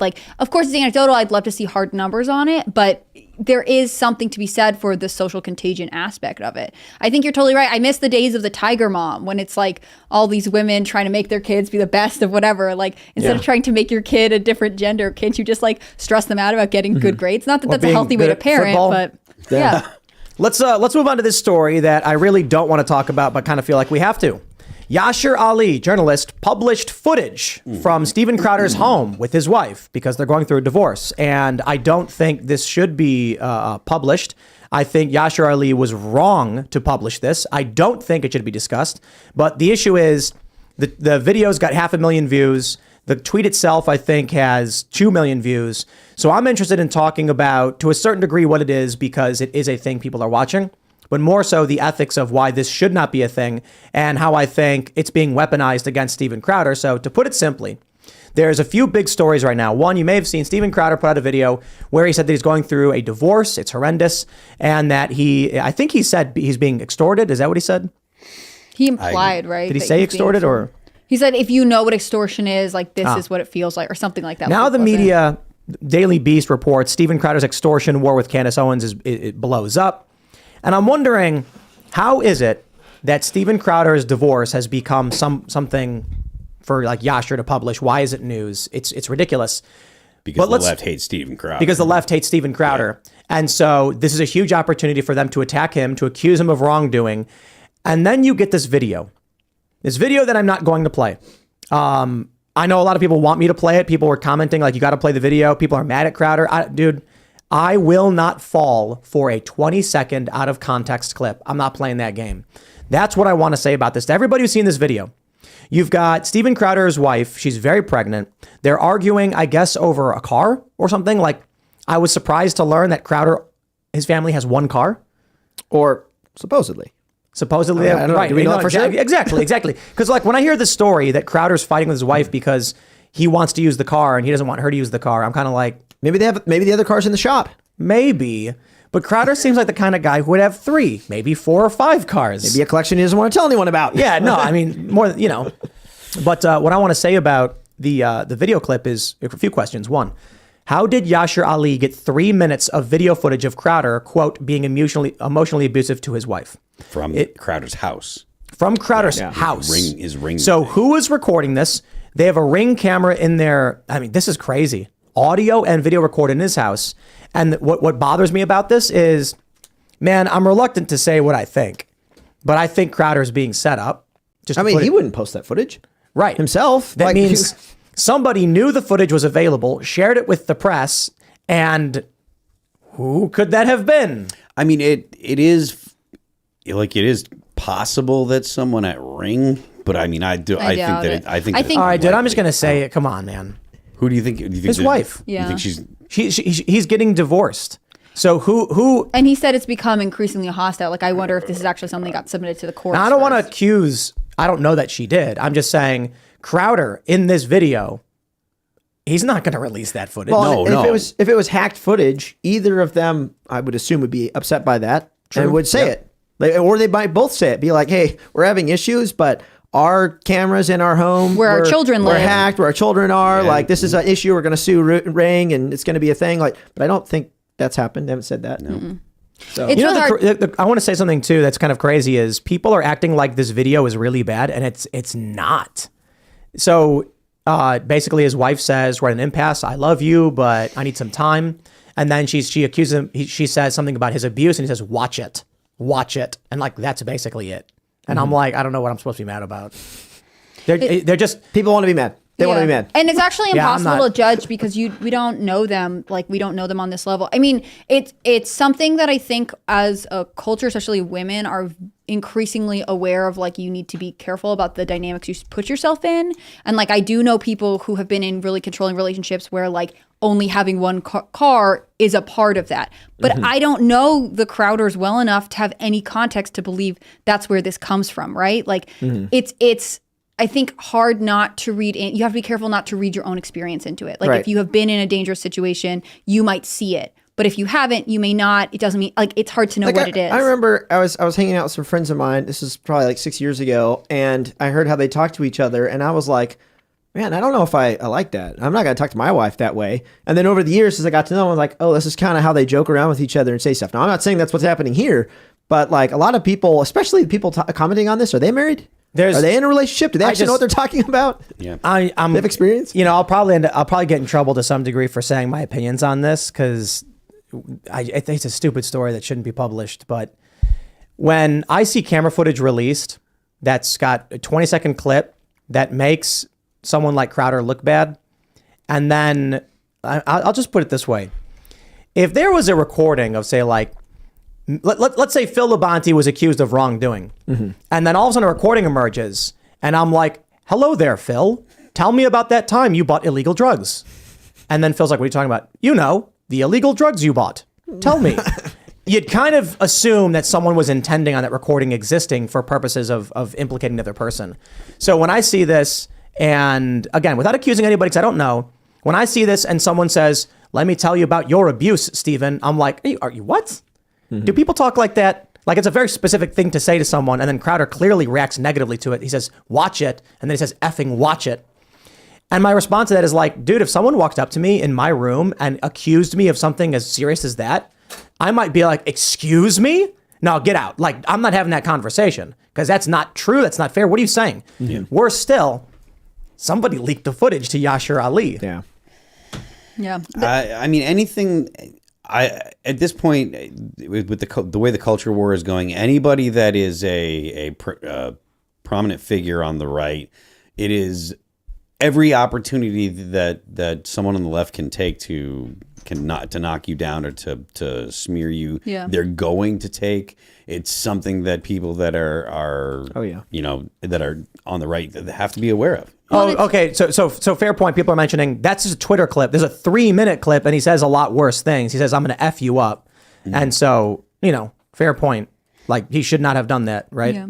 I think it's. I haven't watched the full thing. Yeah, I haven't watched it. I think it's really hard because saying really nasty things one time, like, does that constitute being an abusive person, or is it just you lost control in this one moment, right? Like, we have no way to know what the pattern of their relationship is, and that's why it's hard to see this stuff online because, like, they have children. The internet is forever. Is this one terrible fight for a couple that's already falling apart, or is this a pattern of behavior that it's hard for the public to wrap their heads around because he is a public figure? Well, and this could be another issue of, I mean, often, not always, but in relationships, it's not always just one person at fault. It can be both people are at fault. Kind of like how wars happen. There's not always a good guy and a bad guy. Sometimes it's just two kind of bad guys duking it out. So I just think that's a whole nother, again, there's just not enough context to know. But I also know, and maybe this is maybe a little bit of personal experience, I've been married for 2 years now, being in a position like he's in, of constant criticism under a microscope at all times, like that can put stress on a marriage. I want to stress this too. I didn't watch the 3-minute. I didn't realize Yasha released the entire 3.5 minutes. I watched the clip on Twitter, and when I opened up the article on my phone, the video wasn't there. Like, I didn't see the video there until just now. So that's my mistake. So I apologize for that. He snaps at her saying, watch it, effing watch it. I will F you up, which led to his wife fleeing their home. So, like, I think it's bad. And I'm like, the issue I take with it is it's personal, private stuff. If Crowder did wrong, he's paying the price for it. The only reason it's news is because Crowder is a prominent figure who's challenging the establishment, and they know that they can take him down with something like this. They've been waiting for something like this. If Crowder did something wrong in this moment, he should apologize for being wrong and doing a wrong thing. Make things right to her. But the purpose of this is to cause political and PR damage to a prominent individual who is challenging the machine. It's just to smear. It's pure culture war. It's just smearing Crowder because he's on the right. That's all it is. It's unfortunate, but that's the it's a war. Yeah, it's the world we live in now. And it doesn't make, like, the way he's talking to her okay. It just means if he were a private citizen, it would still be wrong. This happens. It wouldn't be all the weaponized time. this way. This is happening 1,000 other times in America, somewhere else with other people. All over. No one will know about it, talk about it, don't care. Yep. They only care because it's him and her. Absolutely. Sorry. I just feel bad for their kids, right? Because, like, obviously this seems contentious, seems horrible. Divorce is so difficult for children as it is, but, like... How many kids do they have? I don't know. 2? Do they... Well, she's pregnant in the clip, so, like, there's one on the way. Twins. There's a lot of really serious accusations in here, and, like, my view is just this. I don't care to condemn someone because a clip, even the 3.5 minute one, I read the quote where he said that and stuff like that, and it's like, man, to take 3 minutes of someone's life and then condemn them over that without knowing everything else, It's just- unless there was like serious, like let's say he got up and started beating, that'd be different because then it'd be like, I'd okay, be that's holy pretty obvious. crap, Like, that should be reported But to I think police. that's like one of the issues that so many people have about abuse, like the way people talk about abuse, is because like if like someone punched me in the face, right, we would all agree that's been not okay. But if you are constantly in a place where you're like in fear because of the way you're being treated, the way you're talking to, like being talked to, stuff like that is psychologically damaging. It's just much harder to analyze. Like in some ways, we wish abuse was more clear cut, and like in this case, like we just don't have the context to know what's going on. That's why it's like, I wish this wasn't out here. I wish we didn't have to talk about it or address it, because like I don't think you can accurately prescribe what's going on from 3 minutes. If it is a really toxic dynamic, I hope both of them get help. And if this was just a bad moment, I have to reiterate, like they have children, this will live on forever. And that's who's suffering the most from all of this. Yep. And they'll both, and the issue here too is they'll both be bothered by it. They go through with the divorce. She goes somewhere else. People will always know her as the woman in this clip, and he'll always be known as the dude in this clip. So they're both screwed over it. I don't see how there's a winner by releasing this. Even if whether it be It could help with a lawsuit potentially, or divorce court. well, I mean, having it would, but like putting it out in It doesn't public, help. giving No. it to, having Yasher put it out, it doesn't. I don't see how there's any Unless it's like a moment of anger, right? Like if we really think she leaked it and she's like, the way you said your statement makes it sound like this was something I did and you're the victim, and I feel like I suffered. I mean, it's not an okay way to handle it, in my opinion, but again, it's my opinion. I did not have to be involved with any of this, and I just think that like these videos last forever, and their kids are going to inevitably Google themselves, and this will come up. People are saying like, don't defend Steven, blah, blah, blah. And I'm like, bro, I have seen so many videos from protests or of people who are like supposedly innocent being beaten by cops or whatever. And then the full video comes out. And so I'm just saying, like, I'm not saying Steven's perfect. He probably has to apologize for a lot. Okay. And that's fine. But the fact is this is being weaponized by people who just want to take down Steven Crowder for political reasons. Well, and if all of us examined ourselves, I mean, I know there've been nights that I've neglected my wife, not done things for her. And if there were clips posted of me sitting at my computer gaming and not spending time with her, people could be like, whoa, look how selfish Lucas is playing video games and not spending time with his wife. Well, I mean, we're still- how many of us are guilty of similar things? How about this? What if you were playing video games with your wife and you're saying stuff like, if I catch you, I will kill you. Yeah. Right? And people, I can't believe he said that. And it's Yeah. like your wife's laughing and she's like, oh, and you know. Exactly. But context matters too. What I don't like about this video is the question of who leaked it. Yep. And if it was leaked, is this like, was someone aware that they were having a recording created and they said things, you know what I mean? Just like, imagine if you walked up to somebody who trusted you and didn't think that you would leak a recording of them or whatever. And then they said something to you intentionally to make you angry that you knew wasn't true and there's nothing you can say. Like, what? Like, if I went to film, it was like, I know you stole my bike. You'd be like, what? And then you have a negative reaction to it. Then someone leaks the footage being like, when Tim confronted Phil over stealing his bike, Phil freaked out and got really angry. So it must be true. Yeah. Right. Like, wouldn't you be angry if someone accused you of abusing them if you didn't do it? You know what I mean? Like, But then to follow up with like, Crowder's I'm innocent. going to F you up, like, it's not That's what great. I'm saying. I'm not saying he's all innocent. bad. I'm not saying he's innocent at all. I'm just saying like, Critical thinking skills are important. I didn't have this even slated for tonight until everyone was like super chatting and asking about it. And I'm like, the problem I see here is that everyone's jumping the gun and immediately just attacking Crowder over this. And it's like, okay, like I'll say it again. Innocent until proven guilty. It doesn't look good, but it's also none of our business. Yeah. Is there a date on this video? I think, yes. I 'Cause think it was 2021. Yeah. This doesn't doesn't make the exchange better at all, but like it makes me wonder, like, you know, timing. if you realize that you're in a terrible dynamic with someone, like, do you do work? Do you seek out a priest or a therapist? Like, how do you work through these things? And like, at what point, we'll never know the context of what's going on or what afterwards looks So like. June 26th, 2021. So they have twins and yeah. So I don't want to get too in depth on making assumptions about this, because of my experience and because of people close to me's experience with abusive partners and stuff. I'm gonna leave it at this: like, if you're in a situation where you feel like you are being abused, just get out of it. Like, just leave. our guitar player has passed away, and leading up to his death, there was a lot of abuse in his relationship. If you're in a situation, just leave. Just leave. Don't worry about telling people. Don't worry about stories. Just get out of it. I want to add one thing. Like, what I don't like seeing videos on the internet that are like a short snippet and then condemning someone. I like evidence. That's what I did with the Covington kids. But I also am aware that the left has this technique, this trick where they'll start filming and then they'll go, "Why did you just do this thing? Why did you just call me this slur? Why did you just hit me?" And you don't actually see the thing happen.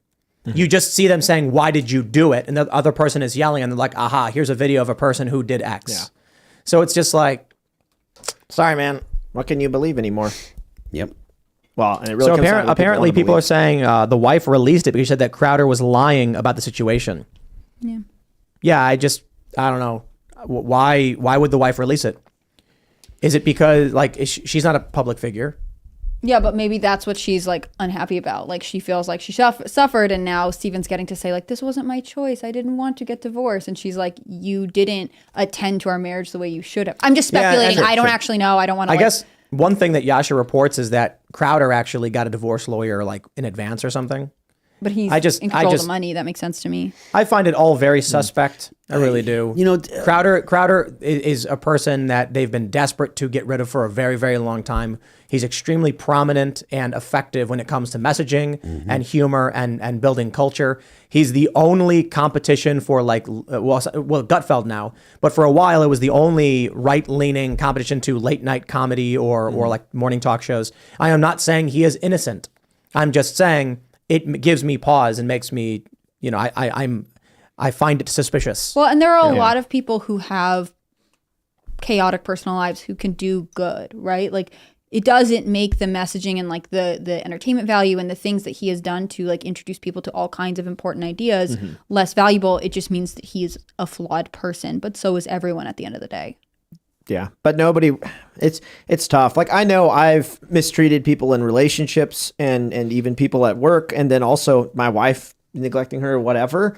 And I think a lot of people just are unwilling to acknowledge that, and they want to go judge everyone else's lifestyle instead of going, "Oh, am I actually making some of the same mistakes?" And I think that's a lot of the problem, and a lot of the reason they want to go after someone like Crowder or other people who are having issues with their own life is so that they can prop themselves up and feel good. Yeah. Well, I'm not doing that. I think well, it's like, no, you're actually doing that in another way. You just won't. But see that. People are saying it's Crowder's fault he brought this up. It's like, maybe the reason Crowder brought it up was because his wife gave the video footage to journalists and to Candace Owens. And he knew it, and he was like, there's nothing I can do about it now. They're going to publish this footage, so I'll get in front of it. Now people are acting like that's proof. They had no choice but to release the footage and give a statement because Crowder brought it up. And it's like, if this has been going on for 2 years and Crowder didn't say anything at all ever until Yashar Ali, was just about to publish the story, it kind of lends itself to they took this move against Crowder, not the other way around. Yeah. It's just sad all around, yep. I don't know.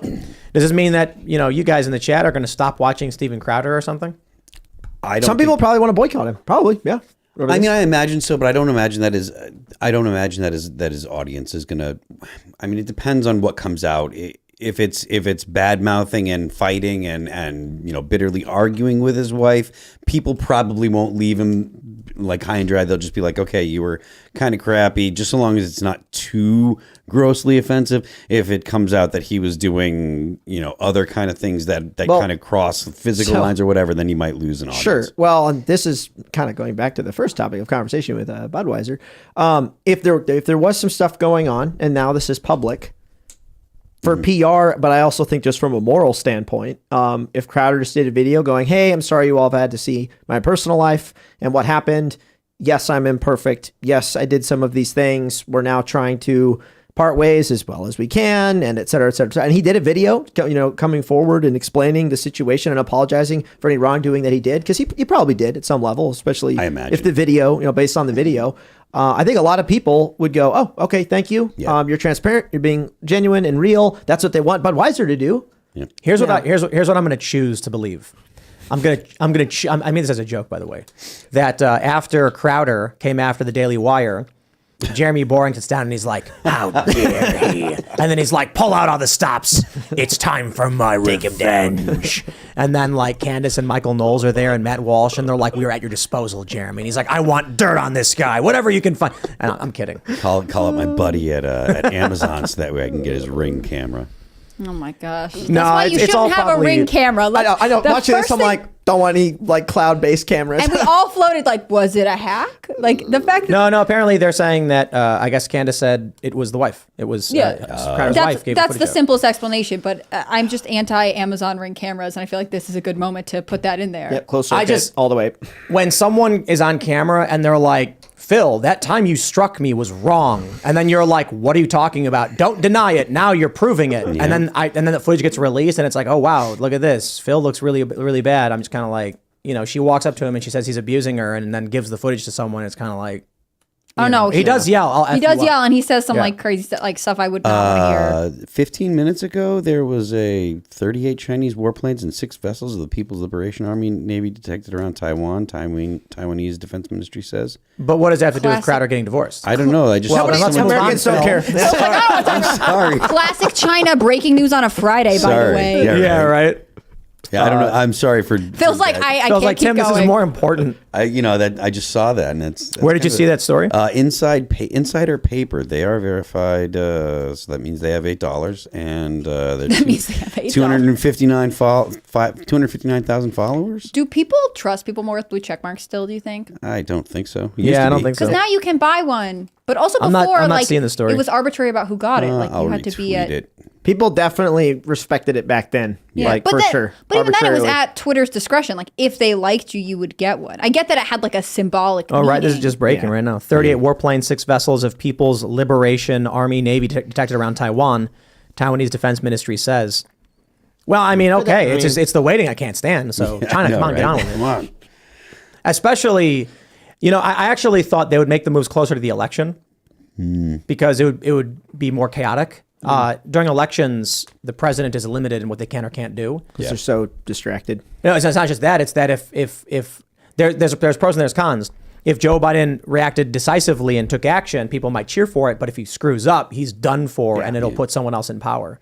So it ties their hands behind their back. Yeah. Yeah, I don't know. Maybe we're sitting here talking about stupid culture war drama nonsense, and China's about to invade Taiwan. Yeah, World War III starting, right? Yeah, how many times have we said World War III started by now? I think it's like 8, That's, yeah, a lot. maybe 16.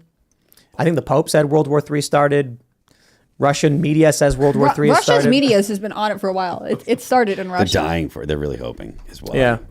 But I don't know. I'm not seeing much more on this No, one. So me neither. I'm sorry. That could be a false. It could also be. no, I mean a this is being training reported. Inside exercise. Papers I mean, reporting it, Yeah. right? So we'll see, I guess. But hey, I don't know. How about this little tidbit? Vice News is gone. I mean, Does it make you nostalgic, Tim? It breaks my heart. It breaks my heart. Vice News tonight formally shut down. And I just think it's funny that you've got these Vice News staffers that are like, to the original crew that helped launch Vice News, we changed the game, blah, blah. I'm like, that's me. You're like, I you're did. talking about me, right? Because like you guys don't like me. But I was thinking of like retweeting them and being like, thank you. Thank you for the compliment. So for those that don't know, I was the first person hired at Vice to start Vice News. There was no Vice News.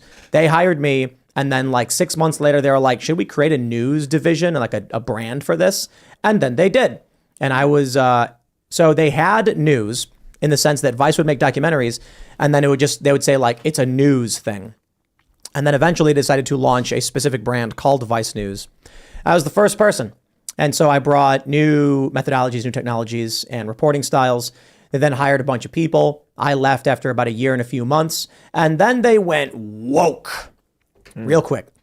It was really creepy. Over like a year after I left, the company just went woke. And it was so weird because when I was there, it was like sex, drugs, and rock and roll. Tumblr was still around. As soon as they got sex off of Tumblr, all the woke stuff got spilled out into the rest of the internet. Did No, you it was feel the, it like coming when you were there Nope. at all, or it was just like Absolutely not. And I mean, there was corporatizing. You could feel that. But apparently what happened was a friend of mine who was a higher up said that they had faced too many sexual harassment lawsuits. And so the investors came to them and said, the only way out of this is to embrace feminism. And they said, you got it. And that was their defense against being sued for sexual harassment and stuff. Wow. So does this And mean so- Vice, and I don't fully understand this, Vice is just gone, or is Vice No, still a thing? Vice is a but thing. Vice News Vice News tonight is being canceled, and they're laying a bunch of people off. So they'll still have something called Vice News, but the main show that was on TV for the past decade is gone. So is this the first TV show gone and as the internet is taking over? Is that what this is? No, it's just get woke, go broke. Okay. They burn themselves to the Reasonable. ground. The first show they had was called Vice, and it was amazing.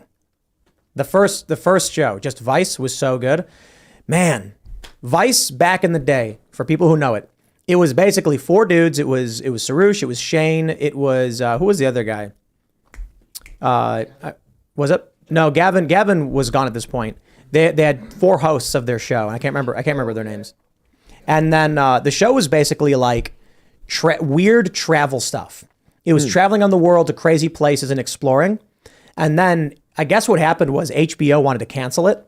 And so they announced abruptly before HBO can re-upped it that they were already being renewed for a new season, which forced HBO's hand. But then HBO came back. I don't know if this is true. This is what I heard when I worked there. HBO came back and said, "How dare you?" And they were like, "Too bad, you're locked in now. It's been announced to the press and everyone's expecting it." And so then HBO was like, "If we're going to do it, then changes have to be made." And here's the best part. I was told that I couldn't host for them because I was a white dude. That doesn't seem racist at all. Oh my goodness. But I was like, but I'm actually mixed race. And they're like, yeah, but you know, not like, you're a enough. guy who looks too white. And so they were like, you can notice this too when you look at the Vice on HBO staff. They bring in like an Indian guy, some women. They brought in a bunch of women. And so when I had joined them, I said, I want to be an on-air host, and I will bring my brand and the work that I do. And they agreed. And then sure enough, I asked them, and they were like, 2 things. 1, fair point. I did not have hosting experience for documentary. So I was doing like basically what I'm doing now. And they wanted more pizzazz. Totally fair. So they had me host some stuff. But then when it came to HBO, they said, "You're a white dude, have a nice day, get lost." They didn't say it like that. They're just like, "Look, we've got a mandate. They want, you know, people of color and women." But they just straight up said it. Oh yeah, hands down. I mean, I was told the same thing by Fusion when I worked there, the ABC News company. When they did, they had the Black and Brown Forum. And they had like 3 of their senior talent, staff talent, and then 1 external guy. And this is like Hillary Clinton and Bernie Sanders were being questioned by a panel of journalists. And so they just said nothing to me. And so I go to the president and I was like, is there a reason you guys had the other main talent and not me, your like senior reporter? And the guy goes, oh, it's because it's racist, because you're white. Literally told me that. And then I was like, but I'm mixed. He's like, yeah, but come on, man. And I was like, I mean, hey, like, the dude's kind of cool. I get it. I mean, he was just a businessman. That's when Said you it call outright. up the makeup EOC. artist for Tropic Thunder, and then you're like, "Do me up," and I'm gonna go back in there. I just thought that was so funny. I was like, okay, well, all right then. And when was that? How many years ago was that? This is 2014 or 15. I think 2015, because it was like the presidential election. They were running Bernie Sanders and Hillary Clinton, and they were going to be questioned by people. And it was called the Black and Brown Forum. And then I was like, I guess being like Asian doesn't count. Like I don't count as like part of this diverse America. And keep in mind too, because a lot of people might want to say like, Tim, your politics. No. This is almost a decade ago. And I had no politics. Like I had politics, but I wasn't doing anything like this. Yeah. My videos were all like, I'm here on the ground in Fukushima, Japan, and there's radiation. You were a everywhere. journalist. That's You all were I was like- doing. Yeah. There was no like me coming in the office and being like, here's what I think about the wage gap. Here's what I think about guns. It was literally just like, oh, I did it. I did a documentary on police brutality and the Ferguson riots. And that was what I worked on. And then when it came to this, they outright said, you look too white. You can't be involved. And like, that's the world they wanted to create. So get woke, go broke. Good riddance to all of you. If only your genetics had performed slightly differently and you look slightly more Asian. I mean, That's like the most, like, it's so disgusting to hear people talk like that, but like, it sounds. Sounds like it would have helped you in this case anyway, though. In this case, being more Asian wouldn't have helped. Yeah. I think they don't like Asian people. No, I mean, it probably would have. But I actually lobbied to him. I was like, isn't it fair to say that like a mixed race person is representative of a changing America and should have a voice? And he was just like, you look white, dude. You have to like bring your grandma with you. Be like, no, for real, look, I can prove Yeah. it. Like that's so weird. Pulling Elizabeth Warren and be like, I'm actually this. Yeah. well, they would let her in. No, That's the funny thing. They'd be like, welcome, please sit down. Tell us about your native tribe. But that's why I can't stand all the woke people and the race theory stuff and the ideology is because it's all lies. It's all just not true. Luke Rakowski's a person of color. He's got blonde hair and blue eyes. What's going on? Oh, he's Polish. So Slavic. That's right. But Asians overperform, so we don't count. And then I'm mostly white, so I just Ridiculous. I mean, you guys are good at literally everything, no matter what. So that is true. That's right. We made gunpowder before you guys. it's true. And the compasses. Yep. Yep. Yeah. Whatever, man. Good riddance to a bad problem. Did you see that they just had the state dinner with South Korea, and we invited all of our like South Korean adjacent influencers, like Maddox Pitt Jolie. He went with his mom Angelina, and like Joanna Gaines was there. It made me very uncomfortable, but maybe people liked it. I don't know. Wait, like the White House brought... So like the president of South Korea is visiting, so they have a state dinner. And they invited this is Asian typical. people? Yeah, like when they had the Canadian one a couple years ago, Blake Lively and her husband, because he's Canadian, got to go. And this time, they always invite some celebrities. So it was like Joanna Gaines, who does the Waco, house stuff. And she's also, I don't remember what percentage, but she's also of Korean descent. And then Angelina Jolie went with her son, who is... of South Korean descent. And I think he even lives there now. I'm not totally sure. But it did feel a little bit like weird. I don't know. Maybe no one else felt that way. Slightly, right? Pandering is the strategy nowadays. I mean, it's what you have to do to survive. Well, or die, I guess, in this case. Yeah, I don't know. I guess maybe they wouldn't invite me to something like that because it would be offensive to the Korean people because the older generation are very racial supremacist. Joanna Gaines went. She's mixed. But is she half? I don't know. Maybe. Because she passes as Korean. But I think she can also pass as white.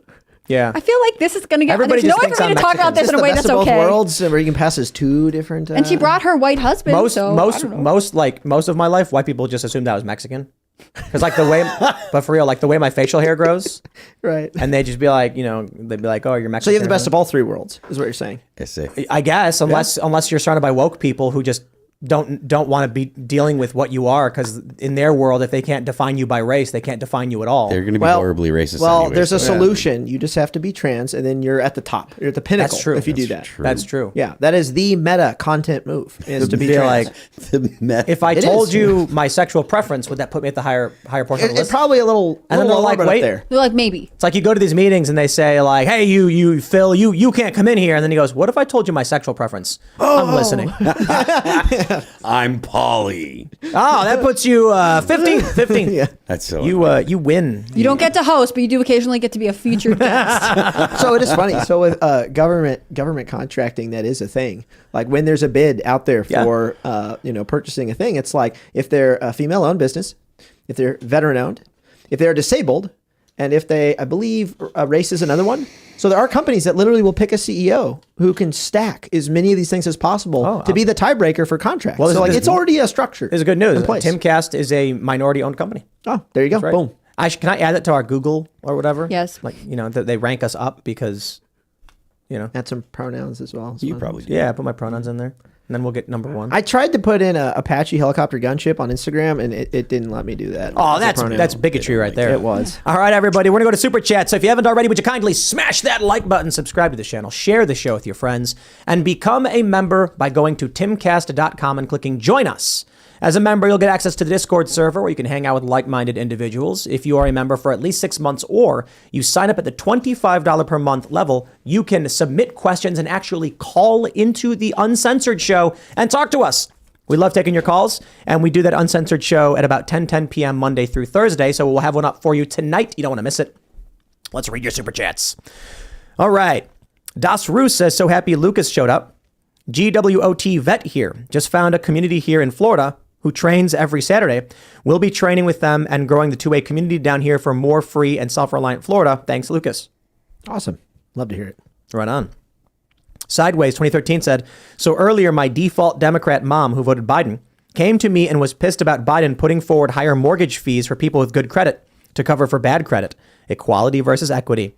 There it is. You guys see that story? Yeah, that If you've got bad credit, your costs go down. If you've got good credit, it goes up. Unreal. Communism is coming, baby, and it's going to suck. And the people who suffer most are the people in the middle of that. Yeah. Yep. What do we got here? John Kristen says, Lucas, love the Aero 3085K review video. Any other 3085K videos in the works? Love to see one either for the SIG 716i or Ruger SFAR. No. Yeah, that took a lot of time, a lot of energy. It was not the 308 recoil. That was not the problem. It was just so much time to do that video. But we'll do more in the Is that future. normal for your gun review videos? Does it take like... So, no, I wanted to shoot a rifle to 5,000 rounds, and it's a 308 rifle, so like it punches a little bit. But on a range day, I can efficiently only shoot maybe 1,000 rounds, and so it's 5 film days plus stuff in the middle. So, I mean, we're talking 3 weeks to finish one video when a lot of content creators will do a video in a day. Yeah. And I'm like, I'm going to keep going out there. So, you know it's produced 4 videos or 1. I do like 8 per day. Yeah. Because I just turn the camera on. I do not, I do not want your life. I don't want to be. I don't know. It's probably easier. No. Every job has its pros and cons. My production is like I read the news and then I complain about it. You know what I mean? Yeah, but what happens, before the show, it's like, what's there to talk about? No, that's right. gotta be stressful. The pre-production hour where it's like, so the reason this show works, for those that know, is because of my morning show. During the morning show, I read 8,000 articles. Then when we come upstairs an hour before this show, I'm like, here's the news, everybody. Like, here's everything I saw today. What do you guys think? And then we pick what we think is the big story. That's cool. Yeah. All right. This Stupid B says, I'm glad to see such a great 2A advocate on the show. Love your content, Lucas. I also hope Mr. Potato Man loves my name, coming from a fellow Potato Man. Oh, yeah. Potato Man's not here. He left. He couldn't handle the heat. He's weak and he left. I'm just kidding. I don't know where he is. Marshall P says, Tim, whatever happened to Timcast grants to help new projects fight the culture war? In the works. The difficult thing is being one person and doing all of this crazy stuff. It is very difficult. However, I have given, how many grants have I given? I think I've given 2 in the past couple of weeks. So the issue is, I don't know if I should be announcing who I gave money to. You don't want them to get targeted or something? I just, I don't know. There have been, what's the thing? So the idea is once a month to grant $10K to someone who's working on a cultural project to, is it public? Is the thing they're working on going to be a public thing that everyone... Yes. And so this month I've given some money out, but I don't know if they've given me permission to just be like, they're funded by... Because you don't want to Oprah bump them. Yeah. You don't want to be like, I don't here, and they're not ready for that kind of attention. Yeah, there's got to be some tangible I need results, right? I don't want to... Yeah, I think because the 2 things that I just recently funded, I just chose to do. I didn't have a I didn't go to them and say, hey, here's the plan. I just gave them the money. Mm-hmm. So it's like 20 grand I've given out in the past week. So the problem with not ever saying where it's going. No, this is just one time right now, I'm saying. In the future, the idea is we'll hit someone up and be like, hey, we want to shout you out on the show and we want to give you some money for this. But these 2, one's not really it's not fair to say I gave out 20. I gave 10 grand to a person doing very, very important work. And then I gave money to someone who's doing some other fighting that's not super cultural or whatever. But it's not necessarily where we're trying to go with it, so I don't think I want to shout out. If it's not a consistent thing, then But the idea is once a month, maybe at the end of the month, we will say this is the person we've chosen. So the issue is it's going to be in the Discord where we're trying. There's a lot of challenges to this. If it's in the Discord, meaning you have to be a member, now all of a sudden there's some kind of sweepstakes thing to it. So then do we have to invest in the project? Makes it very, very difficult. So we're trying to figure out, and the idea was if you're in the Discord, we have people basically vote on it. Members of Timcast.com can be like, hey, we think this project should be shouted out on the show. And we want to do that every Friday. We were going to shout out Salty Draws, one of our members, last Friday, but he asked us to wait until he was ready and we could actually review the book. So then we waited. But that's the other thing we're planning on doing. Fridays, we will do a sponsor spot for our members. So people who are members at Timcast.com are sponsoring the show. So it's like, why read out some corporate ad when we can just shout you guys out and help your projects? So that was a brilliant idea coming from one of our members. So Timcast grants is preliminary, and I might just give a bunch of money away like crazy. I don't know. It's awesome. Well, my thing is, I don't need to buy another car. I actually have a lot of cars.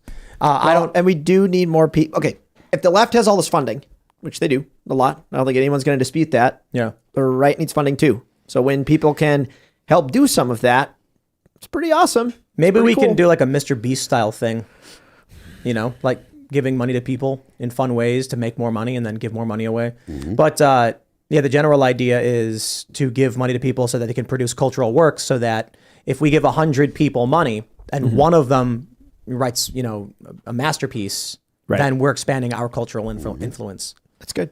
So I did just give out a bunch of money to someone I thought deserved it. I'm not going to shout them out unless they explicitly tell me they're cool with me doing it, so I'm not going to. But there's someone that everyone knows who's doing very important work. So it's happening. But yeah. So the issue is for us, it's, are we investing? Are we legally cleared to do it? And it's a nightmare getting all this stuff going. Like we got the coffee shop in the works. The coffee just started shipping, so there's a lot of bags of cash. We're going to a cashless society. Never mind. Yeah, that's the other thing too. Like I think our coffee shop might be like cash only or something. But I don't know how long you can resist. You know what I mean? Right? And are you potentially losing business because there's some people who don't carry around that much cash? Too bad. Remember, Get out of here, demand. The point is, they're gonna demand taxes be paid in the currency. That's how the currency is gonna have guaranteed value. There will be a banking crisis. Yeah. They will say you have to convert your cash to to Fed coin or whatever. Yep.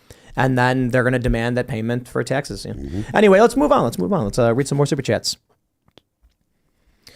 Aaron says, Serge, thanks for crash proofing the UFO. What is that? I don't know what you're talking about, and you also spelled my name incorrectly. So Ooh, I'm just wow. gonna ignore that. It's all good though. Is this the fact that I somehow managed to dislodge the UFO every time I sit in this chair?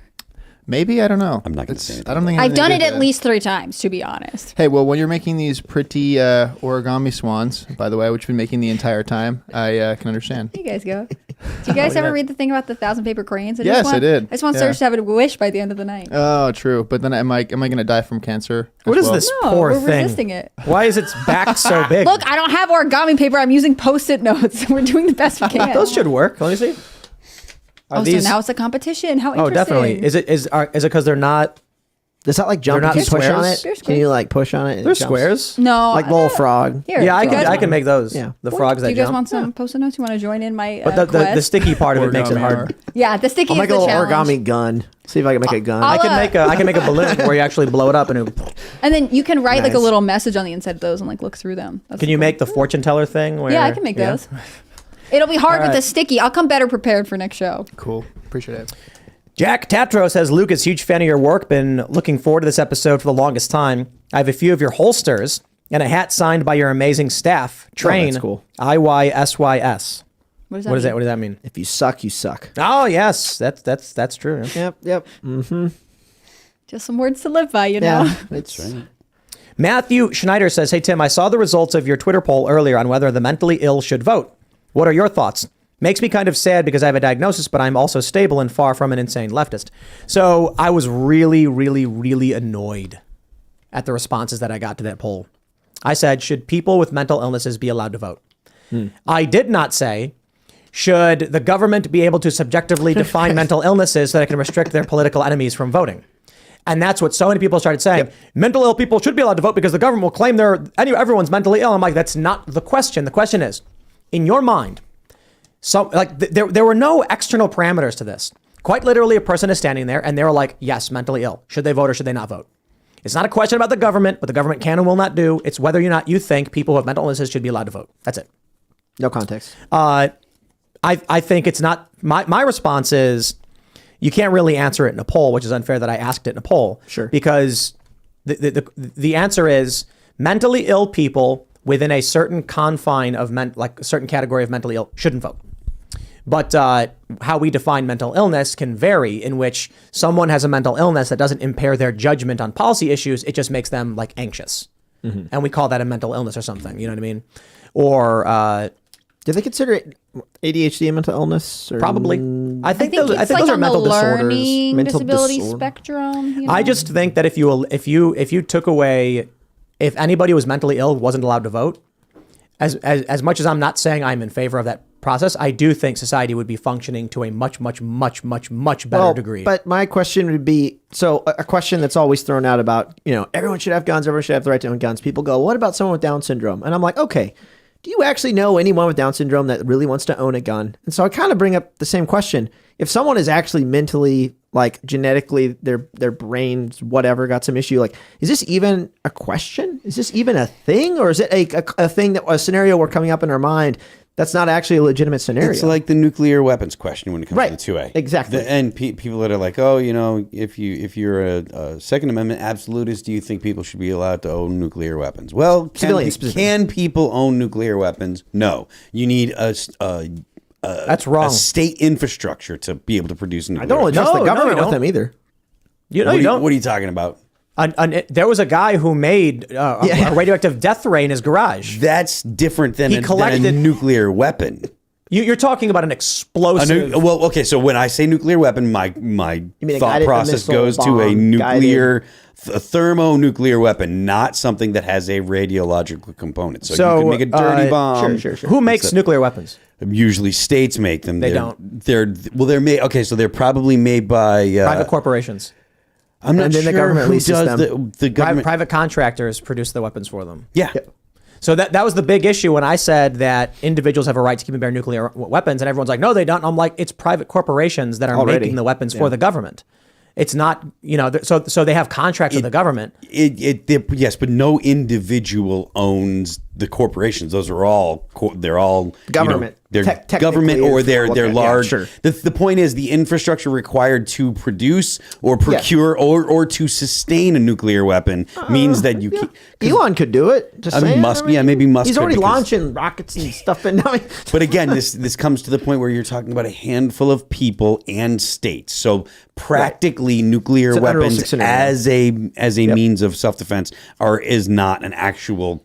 It's not an actual topic, and that's where I feel like a lot of these arguments on like, can mentally unwell people or people down syndrome want guns. I'm like, let's go find some facts that this is actually happening, that it's an actual realistic scenario, a realistic what if, and let's not base a bunch of laws on a thing that doesn't even happen. Yeah.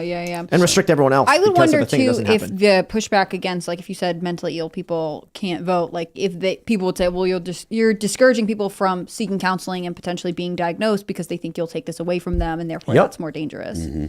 I mean, I don't think anyone should vote, but that's just me. So how do you? Lucas looks shocked. I don't know, but I just want to hear. I mean, sure, yeah. What's your game plan, Phil? I don't have to have an answer to say that. No solution. I don't want something to happen. I mean, I don't. I've got that whole emotional anarchist thing going on with me. It's there's always a hierarchy established. I understand that. I understand powerful. I understand that. But I understand in this that. dream world, no one votes. Exactly. That's what I would really like to see. Because again, like as soon as whenever you have any kind of government or whatever like that, there are hierarchies and stuff like that, and corruption and stuff like that. And so if I'm going to have my own dream world, it's going to be the. But in your dream world, doesn't a hierarchy form anyway? Like hierarchies form no matter what. That's just part of nature. Oh, this is a nice one. I don't know this technique. It's an alternative crane. Yeah, your cranes are fat. I don't understand how you're making them. I feed them too much. They go to McDonald's all the time. And mine are thinner. I don't know how you made this one. It feels like it'll stand more. Well, yours leans. Well, that's nice. You can stand them up. And then there's another way to make it so you can flap by pulling its tail, but this one doesn't. Yes, I'll have to do some more research. I've been making cranes the same way since my art teacher had us do it for hours and hours in like the 3rd grade. I've never seen such an effective art class. He was like, here's this amazing story. Now, if you make 1,000 of these, and that's all we did for months. Why can't classes be like that now? So you may not know this, but the reason why I can make this paper crane is because being part Korean and Japanese, it is just cellular memory. And when I was a child, I could just do it. But you'll also notice it's pretty crappy. And that's because I'm only 5% Japanese, so it's only 5% effective in my origami making. Am I appropriating your culture right now? I'm so sorry. Yours suck because you're white. That's so true. I'm not even taking that as a racial insult, although I guess we're starting to. Well, I think because of how white you are too. The gingerness makes you like the extreme white. I think the rules of wokeness are I'm allowed to say that because you're appropriating my culture. But to be fair, someone told me this is something I should be doing. No, let's be real. Like, there's probably some, middle-aged white dude who makes the best origami ever. Probably. And he like builds castles and stuff like that. All right, we'll read some more super chats. Oh, where are we at? T-Rex Pet Shop says, since Ian bailed, I guess I'll have to tell you guys that you forced my hand in telling you the special deal we're doing. You'll get a free dog or cat toy when you get $50 or more cat food, dog food, or cat litter. Hey, T-Rex Pet Shop. There you go. Yeah, absolutely. What are the chances, right? Yours really do sure. look so much T-Rex better than Pet mine. Shop I don't know if when anyone Lucas can see from this. It's T-Rex rough. Orange is here. Daniel Smith says, my Anheuser delivery this week was 2 cases. Driver said total deliveries this week was around 200 pieces. Last week, 100. Then Coors comes in with 30 cases and says their deliveries have doubled. Oh, wow. Oh, you'll love to see it. Oh, I should have bought stock then. Oh. Put options. Put options.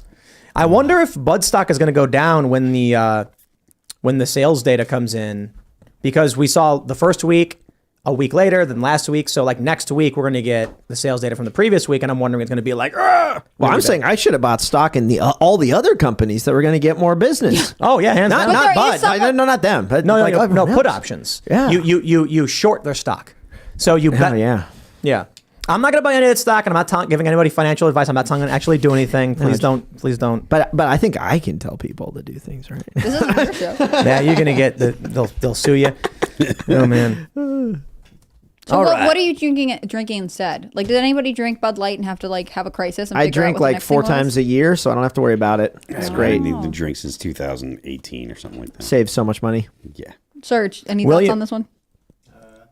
No Bud Light for you? Not really. I'm just sad Modelo's gone because I did like Modelo. Modelo was good. That's about it. William H. says, I've truly enjoyed Steven's content over the years, but I just can't come back from what I heard coming from his mouth directed at his pregnant wife. Godspeed, Crowder. I hope you learn from this. Hopefully, he wouldn't have said it even there it if is. she wasn't pregnant. Just And so that was Good basically, point. I was seeing a bunch of comments from people, and I'm like, all right, I'll pull the story up. We'll talk about it. But now you can say you did. You don't have to do it tomorrow. Yeah, I mean, we probably will, because the story's going to get crazier. Crowder's probably going to address it. And then it's like, eh. I do think there is a merit to talking about chaotic relationships and being accountable for the way you speak and address people. I think especially in like, I don't want to stereotype too much, but like conservative male circles, like it's not a conversation that's easy to have, but it's important that people are aware of their behavior. And unfortunately, I wouldn't want it to be this venue, but. Well, and it would have never come up if it had never been public, and so it wouldn't have been talked about anyway. So it's like it was kind of made public, and then All it right. has to be talked about. Curtis Terry says, Phil, big fan of your cover of Thunder Rolls, but was kind of disappointed you didn't cover the third verse. Any reason why? The third verse is not in the official release, so we didn't do that. We do that live, like if we do, like we'll do it acoustic, we'll do the third verse if we play it live, but on the record, we decided to do the record release that Garth actually did, so that's why. Will you cover Barbie Girl? I know. Why not? I cut feel like it. it'd be fun to see. I mean, do you want to When do you it? finish watching Fast and the Furious. There is so much pressure to watch this movie series, and I don't like it. Get on All it. right, I got to read this one. To get a David streaming service. David Violet says, I usually only donate $2, but a gun tuber gets $5. Invite Lucas's dad, Grand Thumb. He's not my dad. But that's a another good YouTuber. name. That's a good name. Yeah. I'd like Grand to. Thumb. I'd like He's to stuck meet with Mike. it now. Yeah. Forever. When I got the M1A, the first thing they did was explain to me the thumb thing. And I was like, oh, yeah. Yeah. That's funny. He's a you good get, dude. You get your thumb stuck in it. That's what it is. Mike's and I like the fact that he's really funny too. He's Oh, he extremely is, yeah. comical. He's honestly more fun to hang out with in person than on the internet. I want to meet him Check someday. this out. Jack Opp says, hates him. I'm a bartender in SD. Is that San Diego or South Sa- Dakota? I hope Yeah, it's South right. Dakota. Right. South Dakota. South Dakota. Well, I work at a bigger casino. I haven't moved Bud Light in South- almost 2 weeks. That's It's South been Dakota. an interesting sight to see. That's definitely South Dakota. You think? Yep, 100%. I find the Dakotas fascinating right because now. there's a lot of casinos up there because of reservations. And then, but California's got a couple, don't they? Nah, I wouldn't imagine in San Diego. Yeah, not So, San Diego. I think it's- I think, yeah, I don't know what casinos they have. I think it's South Dakota. We've played all the. Oh, they remains- have what you call it when you go out to Palm Springs or whatever it is. Palm Springs does. Yeah, the And then they have the Nevada. Native American one. I've been there before. Right. Native Yeah. American casino. That's Palm Springs, not San Diego. No, I know. Yeah, it's far away. But I'm just saying, like in California, they have them, so I wonder if there's anything down there. What have we with Spork, which says gun control is and has never been about guns. It has always been about control. Yes. No discussion there. Bray Kane says gun customization is the best part of video games. A street sweeper shotgun with 12 gauge flechette. Is that how you say it? Flechette, yeah. Is fun. Have you played The Division? The first one, long First time one? ago. Yeah, when I came liked out. it. And like all the guns are real guns. Yeah, Yeah, they that's actually cool. use the names, Right. unlike other companies who are like, oh, we'll get sued. Yeah. Yeah, I thought it was fun. You know, you and it shows you like a model of the gun when you're in your inventory and stuff. That's the one where you're in DC, right? Or New That's York part or two. The something. first one, well, I think in part two they go back to New York eventually. Okay. But I thought it was a great game. It could have been so much better, but it was pretty good. Yeah, you're in New York. The pandemic wipes out the world. Yeah. And then you're in Times Square and stuff. And it was really weird playing the game with people who weren't from New York, having lived in New York and playing it. And it's kind of weird. Yeah. Was it modeled? I'm assuming they modeled it like one for one, like the actual streets. It wasn't and everything. I mean, yes, but like still smaller. Yeah. So when obviously. you go to like 30 Rock, it's a smaller plaza. So did they change the spaces between each landmark so you can kind of get to them faster? Or I they think so. Pick up but a section of the city. I'm not entirely sure. It's a big map. It was. It was huge. Yeah. And then I played part 2, and then that was in DC. And the weirdest thing I've ever experienced was the first time I went to DC, I'd been playing Fallout 3 for a long time. And so I go into DC and I'm like, oh, I know where everything is. Chevy Chase, what? Yeah. I go into the subway and I'm like, I know exactly where I am. It's Like, dude, over here. Yeah. Yeah. And I'm like, follow me. I know where I'm going. And they're like, have you been here before? I'm like, no, I just played Fallout 3. Crazy. That's crazy, man. The future is going to be weird. Video games are wild, man. They really are.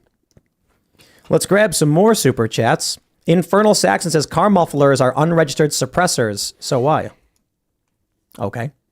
It's a philosophical question. We're not going to talk about that. Tiffany Garrison says, hey, Tim, I made you a crochet Roberto Jr. dressed like you, and I want to send him to you. Me and my honey love the show. Do we still have the P.O. box up? Not on the website. It's not? No. Are you sure?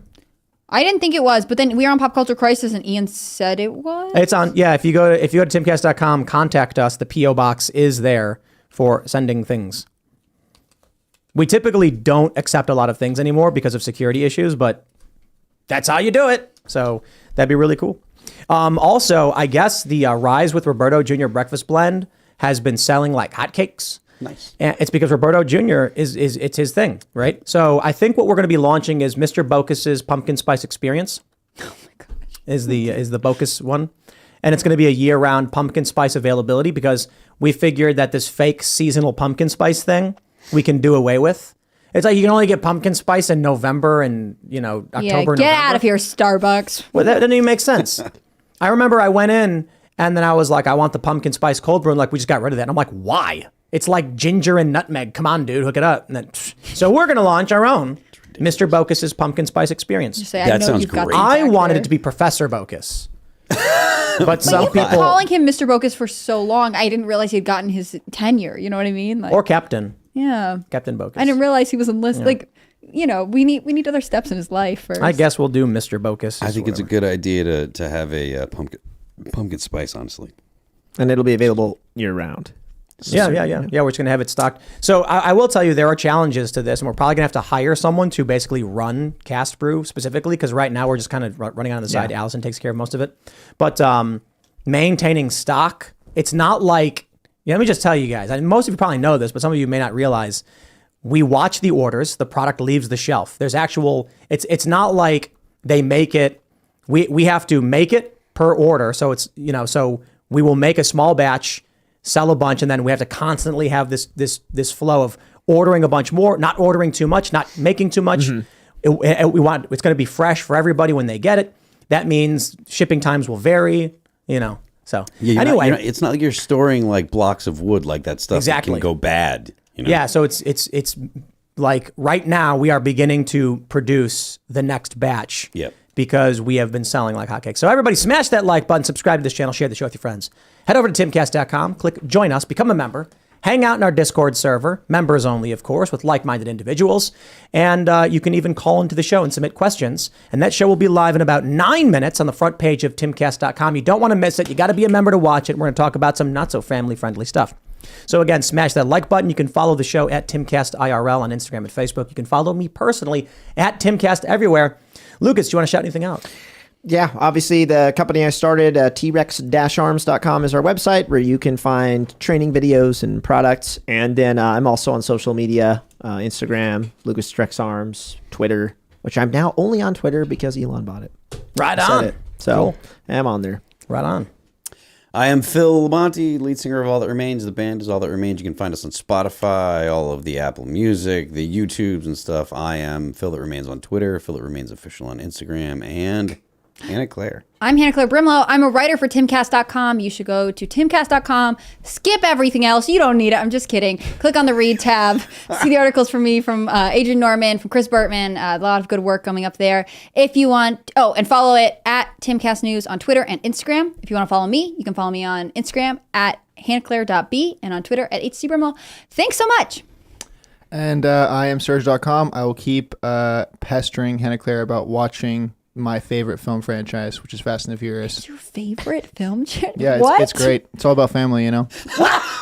It's fantastic. All right, What everybody. are you guys talking about? We will see you all over at timcast.com in a few minutes. Thanks for hanging out. Cheers.